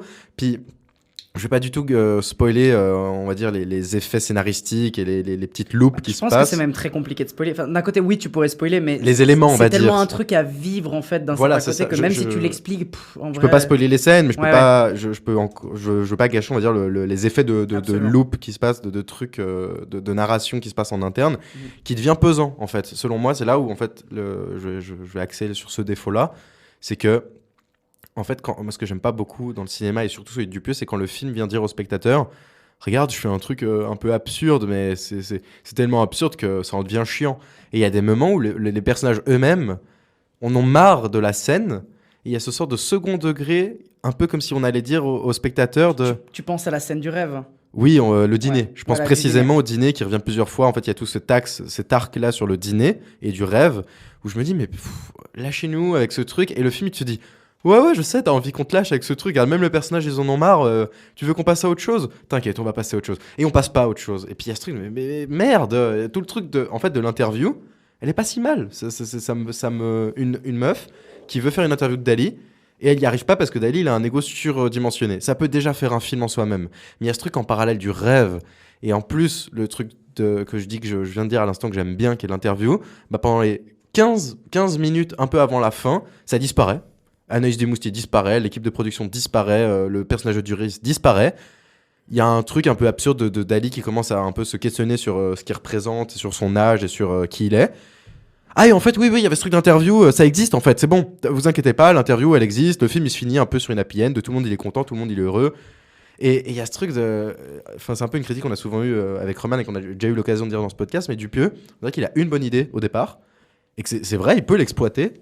Et en souvent, fait, les idées sont excellentes. Souvent, les idées de base sont plutôt bonnes. Et en fait, et puis je l'ai vu en interview, il disait en interview justement, souvent ce qu'il fait, ses films, c'est souvent des premiers jets. Il y a un truc de c'est l'idée, il écrit et il revient très rarement dessus. Parce que va savoir pourquoi, du coup, ce serait intéressant de l'avoir en interview ou de parler juste avec lui ou d'explorer ça, donc son être intérieur. Mais pourquoi il rush ces films en fait. Il y a ce truc, il rush l'écriture, il rush la production, il rush la sortie et il passe au suivant. Alors que tous les films, ils ont le potentiel d'être vraiment J'ai une vraie analyse intéressants. sur ça. Je pourrais après te proposer une petite analyse de pourquoi il va aussi vite. Et en vrai, c'est lié clairement à son cinéma et même ce qu'il dit même dans son cinéma et notamment il le dit dans Dali. Ouais, il justement. faut juste qu'il se fasse aider pour l'écriture du scénario. Aussi, sûrement. C'est pas une honte de pas savoir écrire des scénarios. Aussi, ouais, et puis de demander son avis à d'autres gens. C'est pas écrire des scénarios, on va se calmer. Ou alors il sait mais il le cache très bien quoi. Non mais arrêtez. Non, mais il le fait, mais en fait on sent pas d'évolution malheureusement. Je trouve qu'en fait on sent pas d'évolution dans sa carrière. Ça fait plus de 10 ans qu'il fait des films, il en a fait une trentaine, quarantaine, cinquantaine.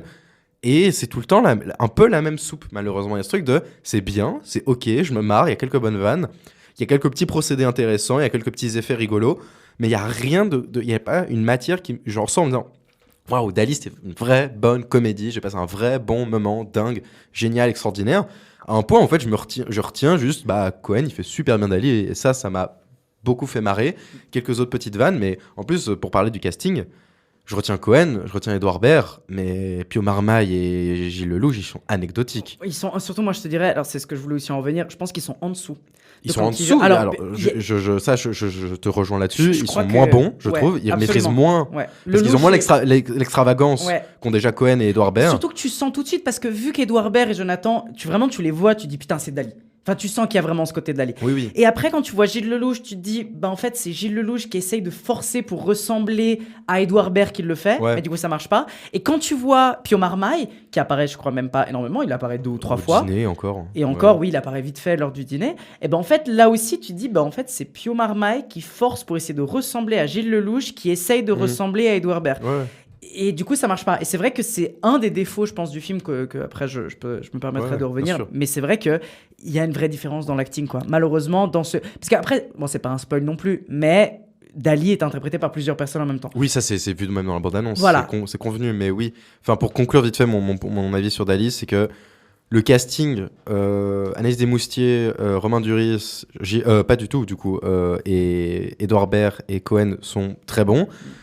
Les deux autres sont un peu en dessous et j'ai quelques bonnes vannes, quelques petits procédés un peu vite fait intéressants mais qui sont vite un peu convenus et sous-exploités. Puis voilà, quoi, c'est un peu la critique que je ferai en général du cinéma de Dupieux. Même si, en fait, c'est ça, je veux juste pour un peu reboucler avec ce que je disais au début, j'aime bien quand il reste concret. Par exemple, il faisait avec Yannick. Et Yannick, j'en ressors avec beaucoup plus de positivité. Ce truc de c'est concret, on est dans une salle, c'est un huis clos et il y a un élément déclencheur, un gars qui se lève au milieu d'une pièce, qu'est-ce qu'on en fait ? Et ça part pas dans des trucs beaucoup trop absurdes, surréalistes. Ouais. On reste terre à terre, concret, c'est réaliste en fait, je pourrais y croire. Et après la blague, tu l'as construit autour, avec le personnage, les interactions, mais c'est pas par des effets un peu amenés à droite, à gauche, Dali, en fait, il a dit ça, puis il y a ce truc des tableaux, c'est rigolo, mais en fait, tu sais, des tableaux, il prend des vrais modèles pour ces tableaux, du coup, il y a ce truc, c'est une bonne vanne, une fois, et après, c'est bon, on a compris. Et je vais un peu conclure là-dessus, c'est Dupieux, on a compris.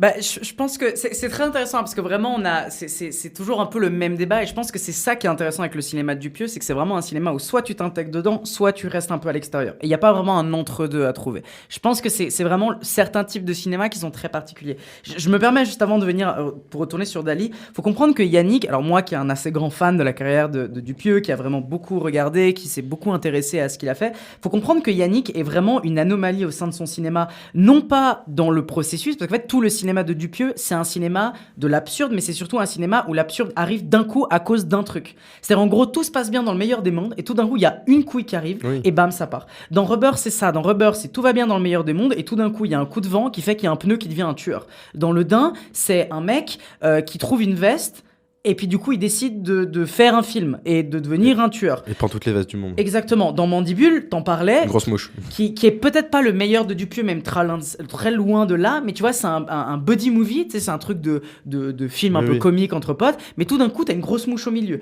Au Poste, c'est censé être un espèce de film un peu de keuf. Et tout d'un coup, il y a un truc qui se passe.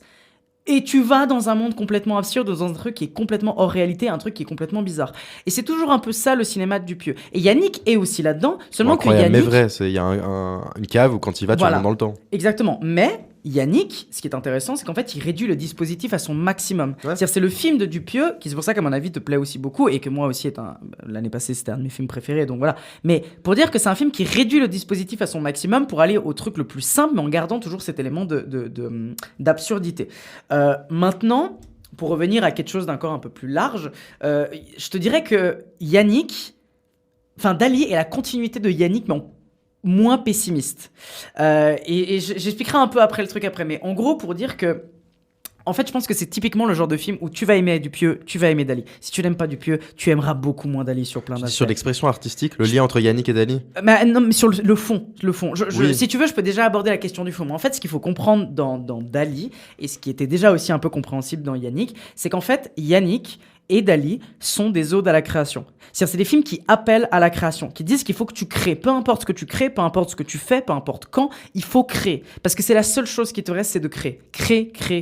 C'est une ode à tenter l'expression artistique. C'est une ode à il faut créer quelque chose. Mais là où Yannick est... Alors, je ne dirai pas la fin de Yannick, parce que vraiment, moi, je vous invite à regarder le film, donc je ne vous dirai pas la fin. Mais là où Yannick est très beau et justement, c'est pour ça que j'adore d'ailleurs la fin de Yannick, parce qu'il y a ce côté pessimiste, il y a ce côté un peu violent aussi derrière ce truc-là, mais qui est en mode, il faut absolument créer, mais il y a de la répression et des fois c'est dur. Dans Dali, c'est vraiment le truc de, il faut créer. Tu es libre de créer, parce que c'est la seule chose qui te reste, c'est la seule chose qui te fait exister. C'est ça que j'aime bien chez le personnage de Demoustier, c'est que on lui dit... T'es une boulangère, franchement. Et là, non, mais je veux faire mon truc. Absolument. Et ça, c'est pour ça que je te dis, c'est l'axe que j'aime bien dans le film, auquel je me rattache le plus. C'est ce truc de, elle veut juste faire son documentaire. Qui était déjà présent dans Yannick, justement, le personnage de Raphaël Quenard. Je vois le parallèle. C'est un mec qui veut créer, c'est un gars qui n'est de nulle part, qui est pas un mec artistique, mais qui a envie de créer. Pareil, justement, pour Demoustier, comme tu dis, et en fait, elle est passionnée par ce gars, elle est passionnée par Dali parce que le personnage de Dali l'intéresse, elle veut créer quelque chose par-dessus. Elle veut créer quelque chose. Et après, le truc évolue. Et c'est super intéressant de comment, en fait, la pseudo-œuvre qu'elle aurait créée a évolué, va dans des directions, machin. Et le parallèle avec Dali, et ce que tu disais sur la question du surréalisme avec Dupieux, c'est quand j'ai vu à l'époque, quand il disait qu'il allait faire un projet avec Dali, mais moi en fait ça me semblait d'une logique pure en fait de bosser sur un truc avec Dali par rapport au fait que c'est Dupieux quoi. C'est vraiment Dali, c'est la représentation de ce que Dupieux pourrait faire dans la peinture. Quand il a dit qu'il allait faire Dali, je me suis dit enfin il s'attaque à quelque chose d'existant qui lui correspond. Ouais. Mais moi en fait dans l'ensemble je trouve vraiment que Dali marche super bien. Alors par contre c'est intéressant parce que même dans ce truc-là où tu dis c'est un de mes Dupieux que je préfère, j'ai aussi un peu l'avis inverse. C'est-à-dire, je pense que c'est pas mon Dupieux préféré. Je pense que c'est un du Dupieux. Alors je pense que c'est un très bon Dupieux, mais comme quasiment tous les Dupieux, moi j'aime quasiment tous les Dupieux au même niveau. Certains je les trouve un peu moins bons, mais dans l'ensemble je les trouve tous très bons. Dali c'est peut-être pas celui qui m'a le plus marqué. J'ai vu beaucoup de gens dire que ce Dali-là, ce film de Dupieux est un des meilleurs Dupieux. Je le pense pas, vraiment je le pense pas du tout. Mais je pense que ça reste un Dupieux qui est très intéressant. Déjà on peut toujours parler de la mise en scène de Dupieux qui est toujours super intéressante, on peut parler de sa réalisation, bref, ça c'est des trucs qui ont déjà été beaucoup dit. Mais je trouve que visuellement c'est quelque chose d'intéressant celui-là en plus parce qu'on va jouer avec des visuels très dadaïstes en fait, très à reprendre les je pense notamment au plan du début avec cette espèce de piano fontaine qui va revenir plusieurs fois, pas juste piano mais plein de petits éléments qui reviendront, qui sont des petits éléments de décor, qui sont des petits éléments des petits objets, des appareils machin. Ça c'est des trucs qui je trouve marchent super bien. Pareil pour la question on va dire de l'humour, moi je trouve que l'humour derrière il marche, moi vraiment le film me fait rire à plein de moments. Et pour revenir juste sur la question des thématiques, c'est là où on parlait d'un truc où vous disiez justement mais il écrit vite. Et en fait, ça peut être intéressant parce que même dans Dali, il y a, et c'est un truc qui était déjà présent dans 2 ou 3 films récents de Dupieux, notamment Incroyable mais vrai, c'est la question de la vieillesse qui revient dans Dali, qui n'était pas trop présent dans Yannick, mais qui revient dans Dali. À savoir, Dupieux, il a une peur absolue de vieillir, il a une peur absolue de la mort, il a une peur absolue de ne pas avoir le temps de créer assez avant de disparaître. Et c'est un truc, et oui, je sais que ça peut paraître un peu blabla, machin, mais c'est un peu des trucs qui ressortent de son cinéma. Alors je trouve que c'est pas dans Dali qui m'intéresse le plus sur la question de la vieillesse. Je trouve que Incroyable et vrai est plus intéressant sur la question de la vieillesse, avec justement cette acceptation de la vieillesse par Alain Chabat pendant le film, machin, qui moi je trouvais très intéressant à ce niveau-là. Dans Dali, c'est moins intéressant, mais ça l'est quand même évoqué. Et sur cette question d'écrire vite, On pourrait peut-être se dire que le mec est tout le temps en train de faire des trucs, est tout le temps en train d'écrire, est tout le temps en train de réaliser, parce qu'en fait, il a peur de vieillir. Et parce qu'en fait, il a peur absolument de pas avoir le temps de tout faire. Et oui, c'est pas une raison, je dis pas qu'il faut... J'ai envie de lui répondre comme tout le monde. Enfin, Spielberg, Oui. il a autant peur de vieillir que toi, que n'importe qui. Tu vois. Je suis d'accord, mais du coup, lui, il matérialise cette peur-là de vieillir par le fait de devoir toujours faire des films. Et tu pourrais te dire que c'est pour ça que C'est ça qui va le tuer, du coup. Peut-être, mais en tout cas, il aurait eu le temps de créer. Et moi, personnellement, je le trouve assez bluffant, la capacité de ce mec à faire autant de films, mais pour moi, autant de films de qualité. Et je comprends qu'on n'est pas dans le même camp, je comprends qu'on n'est pas dans le camp de non, moi je trouve que c'est pas assez développé, et je trouve qu'en fait, à part le concept de base, ça va pas assez loin. Moi, je considère que le concept de base, à chaque fois, sont méga forts. Vraiment, à chaque fois, je les trouve super forts. Et à chaque fois, le film est capable de me perdre. Et c'est un peu le truc aussi que je trouve intéressant dans Dali, c'est la réussite constante de perdre le spectateur au milieu de son récit. Alors, tu disais que justement, cette scène-là du rêve ou cette scène-là de la table, elle a tendance à être chiante. Et moi, je suis d'accord. C'est vrai que des moments où le film nous refait revenir cette fois à ce moment-là, t'as envie de dire, ok, on a compris 2 ou 3 fois, maintenant stop. Mais en même temps, j'ai quand même l'impression que ça participe au fait de perdre le spectateur dans son récit et de réussir à le mettre dans un espèce de labyrinthe. Et notamment à la fin. La fin du film, c'est aussi un espèce de labyrinthe où tu es constamment perdu, où tu vas constamment désorienter le spectateur et de pas réussir à savoir où est-ce que tu te situes. Pareil sur la question du début, avec cette vanne avec le couloir, bah c'est une manière de perdre spatialement le spectateur au milieu de ton récit. Et c'est ça aussi que je trouve intéressant dans Dali. C'est la réussite de te faire perdre, ce que j'avais aussi trouvé à l'époque dans Réalité, qui est pour moi un des films les plus aboutis aussi de Dupieux, Réalité, que je trouve incroyable à plein de niveaux, mais c'est la réussite de te perdre, de faire perdre le spectateur, ce qui est aussi un truc qui moi me plaît dans Dupieux. C'est-à-dire moi le but quand je vais voir un film de Dupieux, c'est d'entrer dans un monde parallèle absurde où je vais me perdre dedans pendant 1 heure. Pendant 1h10, 1h20, je vais me perdre dedans, je ne vais pas savoir où est-ce que je me situe, je ne saurai pas du tout où est-ce que je suis, mais je kiffe ça. Et je trouve que Dali, c'est exactement cet élément-là. Même si, encore une fois, je ne considère pas que Dali est un de ses meilleurs. Il y a beaucoup de gens qui vraiment, en voyant un peu les critiques d'âge, j'ai vu vraiment des gens être en mode, c'est le meilleur Dupieux. Bon, tu me diras, à chaque fois qu'un nouveau Dupieux sort, tout le monde dit que c'est le nouveau Dupieux, mais il y a toujours un peu, il y a une grande effervescence d'air, que ce que je peux comprendre, c'est pas mon préféré, mais je pense que n'empêche, ça va être un film dans la carrière de Dupieux qui va être un classique, entre guillemets, ou en tout cas un film important dans sa filmographie. Certains peuvent être un peu plus oubliables, je pense notamment à Steak ou etc. Mais je pense en tout cas que Dali est un film peu oubliable dans sa filmographie et qui a une certaine importance, qui a un certain talent et qui, encore une fois, est la représentation de crainte et de pensée qu'a le réalisateur. Et je suis convaincu, déjà juste en connaissant le nom du prochain film et le synopsis qu'il y a déjà dans ce second acte. Dans Second Acte, qui va sortir dans quelques mois et qui va sortir dans quelques mois. Je suis déjà convaincu que le film va être encore une réflexion sur la question de la créativité et peut-être encore sur la vieillesse. En tout cas, c'est des thématiques qui reviendront, mais dans l'ensemble, pour l'instant, moi, Dali m'a vraiment complètement convaincu, même si je trouve que toutes les critiques qui peuvent en être faites sont claires, mais je pense que c'est vraiment un antagonisme qui s'est cristallisé, en fait. C'est soit t'es team Dupieux à fond, soit tu es dans la team bah non, j'ai un peu du recul parce que j'ai des problèmes avec ces trucs-là. Et je pense que c'est des antagonismes un peu clairs. C'était donc notre avis avec Lorenzo. Êtes-vous team Lorenzo? Êtes-vous team Lucas? En tout cas, pour le savoir, allez le voir dans les salles obscures. Encore plus extrémiste, team Roman. Voilà. Ou la team Roman qui juste ne va pas les voir, tout simplement. Pur anti-Dupieux. Qui boycotte absolument. Quel est votre team? Voilà, c'est team #Roman, #Lorenzo, on fera un sondage sur les Lucas. réseaux. On fera un sondage, évidemment, pour voir quel team vous êtes. Je te jure qu'on l'a fait. Bah ouais, bien sûr. Mais bien sûr qu'on l'a fait. Et ben écoutez, vous allez avoir un sondage, n'hésitez pas à répondre sur les réseaux sociaux, nous suivre du coup sur Instagram. Et on arrive du coup à la fin de notre programme du jour, de nos films d'actualité. Mais avant de terminer cette émission, il est grand temps d'aborder la carte blanche du jour. Et la carte blanche du jour d'aujourd'hui, c'est Lorenzo qui nous l'a fait. Ici, j'ai carte blanche pour prendre et virer qui je veux de mon stock. Lorenzo, quelle est donc ta carte blanche du jour? Alors, je vais vous parler de Ferrari, mais pas le Ferrari de l'année dernière, de 2023, de Michael Mann. Justement, en fait, j'en suis venu à cette carte blanche en repensant à ce film qui est de décembre dernier. Et j'avais déjà fait une critique ici dans cette émission même en disant que je trouvais dommage que le film était axé en même temps sur... Enfin, un petit préambule, mais je suis fan, passionné de Ferrari, de Formule 1, de sport automobile. Et quand c'est traité dans le cinéma, je suis le premier content, le premier à les regarder. Et en plus, j'aime toujours Michael Mann. Mais j'avais quand même été ressorti un tout petit peu déçu en me disant que le traitement de qui était Enzo Ferrari dans le film Ferrari de Michael Mann était plutôt bon. Il y avait ce truc, c'était axé sur le fait que le gars avait quand même perdu pied au niveau familial, au niveau entrepreneurial, dans son entreprise et dans son couple. Il était vraiment, c'est une période de sa vie, je crois que c'était en 58, où il était au fond du trou. Et le film s'égarait un tout petit peu. Il avait mis un bon personnage. Adam Driver s'en sortait quand même plutôt bien. Il y avait un truc où il y avait un potentiel dramatique assez intéressant. Mais le film s'égarait parce qu'il partait quand même beaucoup trop à mon goût. Et c'est là où c'est assez paradoxal, mais sur le côté sport automobile, le côté entreprise, le côté marque Ferrari. Et c'est là où justement, en plus, c'était bien filmé. Les voitures étaient bien filmées. Donc je veux quand même pas...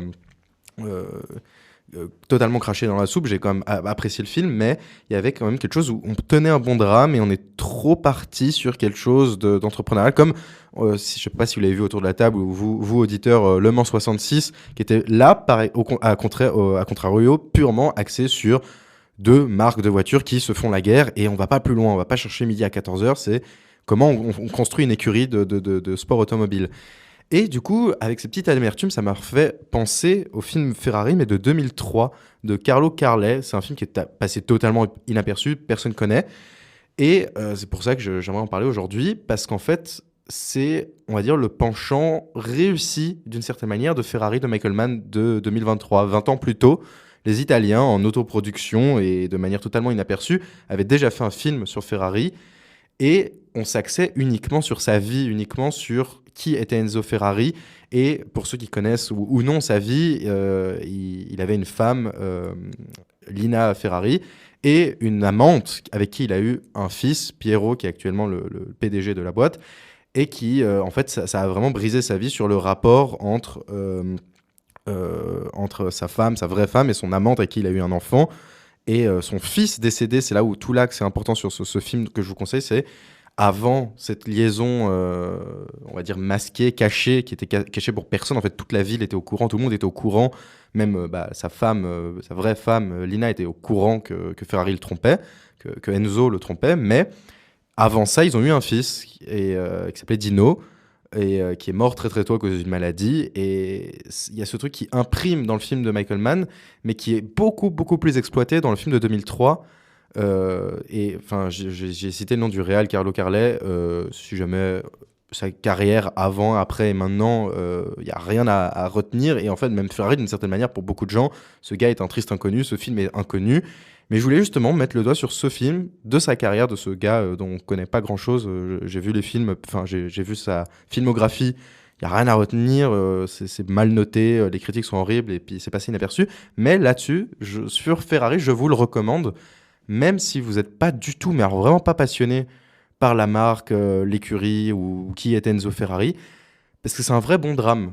Ça va chercher dans la psyché d'un mec traumatisé par la mort de son fils qui a eu 22 ans, je crois, il est mort Dino à 22 ans, et sur comment ça imprime dans un couple et comment ça vient nourrir ou non, justement démolir de l'intérieur un gaz, et en fait ça suit toute sa vie, contrairement, je vais faire beaucoup de parallèles entre le film de 2023 et le film de 2003, mais comment en fait parce qu'en fait le film de 2023 suit une année, et uniquement une seule année de la vie d'Enzo Ferrari, alors que le film de 2003 cette fois-ci, suit quasiment toute la vie d'Enzo Ferrari, de son enfance à sa mort. Et en fait, c'est intéressant de voir le bouleversement, en fait, le vrai drame d'Enzo Ferrari, qui était la perte de son fils, Dino, quand il a eu 22 ans. Et en fait, l'aspect sportif, on va dire, de l'écurie qui gagne ou non des titres, qui gagne des grands prix ou non, on s'en fout d'une certaine manière. C'est un vrai drame. Et c'est là-dessus que c'est bien exploité, parce qu'en fait, le procédé utilisé, c'est que tout le film, c'est une interview d'un faux Enzo Ferrari, d'un personnage d'Enzo Ferrari qui raconte sa vie à un journaliste.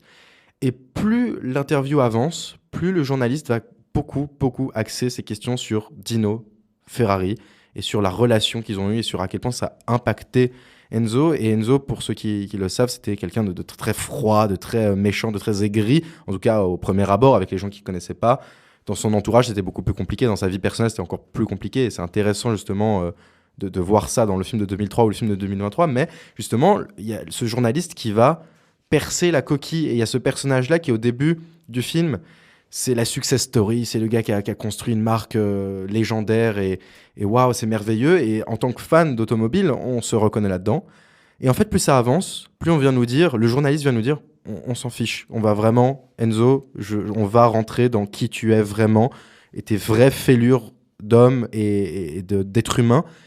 Et c'est un film où je l'ai vu plusieurs fois, je crois 3 fois, dont une fois il y a 2 ans, et puis je l'ai vu enfant, et j'ai pleuré. Je pleure rarement au cinéma, je pleure rarement dans les films, même tout aussi émouvants qu'ils peuvent être. C'est pas pour autant que je suis quelqu'un qui n'a aucune empathie, mais c'est rare, il y a très peu de films devant lesquels j'ai pleuré. Et là, en fait, ça pourrait être quelqu'un d'autre qu'Enzo Ferrari. C'est passionnant de voir comment on rentre dans cet être humain, dans cette coquille, et comment on va à l'intérieur voir ce qui va pas en lui. Et c'est pour ça que je vous recommande ce film pour le drame qu'il est. Puis je vais faire un parallèle sur la musique qui est très très bonne. En fait, je me réécoute de temps en temps l'album qui est très très bon, qui est fait de musique classique, de concerto, de violon, mais qui fonctionne super bien, tantôt sur le côté course automobile, drame, et entrepreneurial, avec quelque chose de grandiloquent, et qui va vraiment dans les scènes profondes bien mettre en musique ce genre de scène. Et bon, après, voilà, le seul, parce que je vous porte en éloge ce film et je vous le conseille fortement. Vous le trouverez nulle part, donc téléchargez-le, craquez-le. De toute façon, il a 20 ans et tout le monde s'en fout de ce film, donc c'est l'occasion. Mais voilà, il a un défaut, puis je vais finir là-dessus, il est très très visuellement années 2000. Et les gens, vous verrez sûrement de quoi je parle, ce truc très... Quand on découvre la caméra numérique, ce truc très saturé dans les couleurs, un peu comme Amélie Poulain ou certains films ou les Star Wars de l'époque, ce truc très saturé. On voit que c'est numérique, on veut exploiter le numérique au possible avec des effets, des lumières, des trucs ultra contrastés. Et c'est là où le film, des fois, il essaye des choses. Donc voilà, là-dessus, sur ce coup-là, on peut pas trop lui en vouloir. C'est rarement vraiment moche, dégueulasse, horrible, mais il y a des trucs où tu as envie de dire, bon, vas-y, calme ta mise en scène, calme ta musique, reviens un tout petit peu plus sur ton vrai fond qui est passionnant.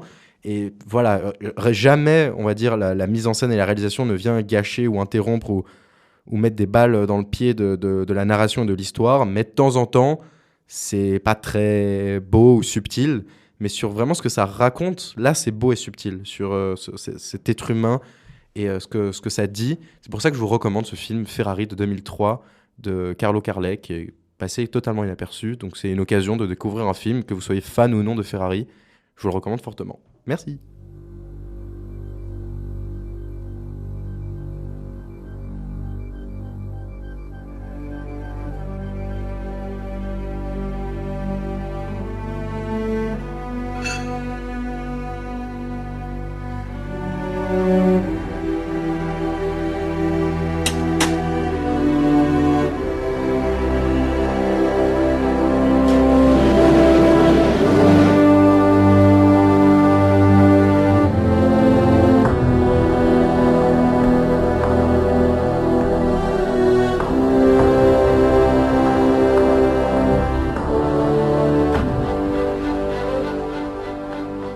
Merci à toi Lorenzo pour ta carte blanche et donc pour le Ferrari de 2003. Exact. De 2003. Un film très intéressant qu'on vous invite du coup chaleureusement toutes et tous à regarder. Et on arrive tout simplement à la fin de l'émission. Merci à toutes et à tous d'avoir écouté Vidéo Club, disponible sur toutes les plateformes de podcast, excusez-moi. N'hésitez pas, si l'émission vous a plu, à mettre 5 étoiles sur Spotify, de vous abonner à nos différents réseaux sociaux pour être tenu au courant de toutes les nouveautés des émissions.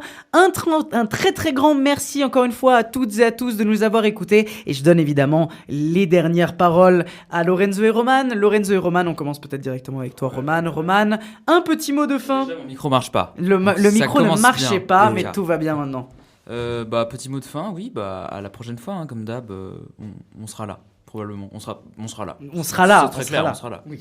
C'est audacieux, c'est audacieux. Oui, allez, vas-y. Pas de peur de la mort et de la vieillesse, non, comme tu dis. dis. Pas du pieux, on non. sera vraiment ici toutes les 2 semaines. Il est convaincu, quoi. Pour vous faire kiffer. On est là pour vous, attends, c'est vous avant tout. Oui, non, mais merci de nous écouter et à la prochaine. Mais oui, avec en plus un programme bien chargé déjà pour dans 2 semaines. On a déjà pas mal de grosses sorties qui vont arriver. On a très très hâte de vous en parler. On a plein de projets aussi un peu plus discrets. On vous remercie d'ailleurs aussi pour les super retours que vous avez pu nous faire sur les interviews avec Florent Bernard et avec tous les autres petits moments qu'on a pu avoir. On a eu des super retours. Merci beaucoup. Beaucoup de personnes viennent aussi d'ailleurs de nous découvrir. Donc on vous salue chaleureusement. On espère que ces émissions vous plaisent. En tout cas, c'est tout pour nous aujourd'hui. On se retrouve dans 2 semaines pour le prochain épisode de Vidéo Club. En attendant, on vous souhaite que du bonheur. On vous souhaite surtout d'aller voir des très très grands films au cinéma. Du coup, allez dans les salles obscures et surtout n'oubliez pas, vive le cinéma. Nom d'un chien, c'est fini, tout s'allume. À mercredi prochain.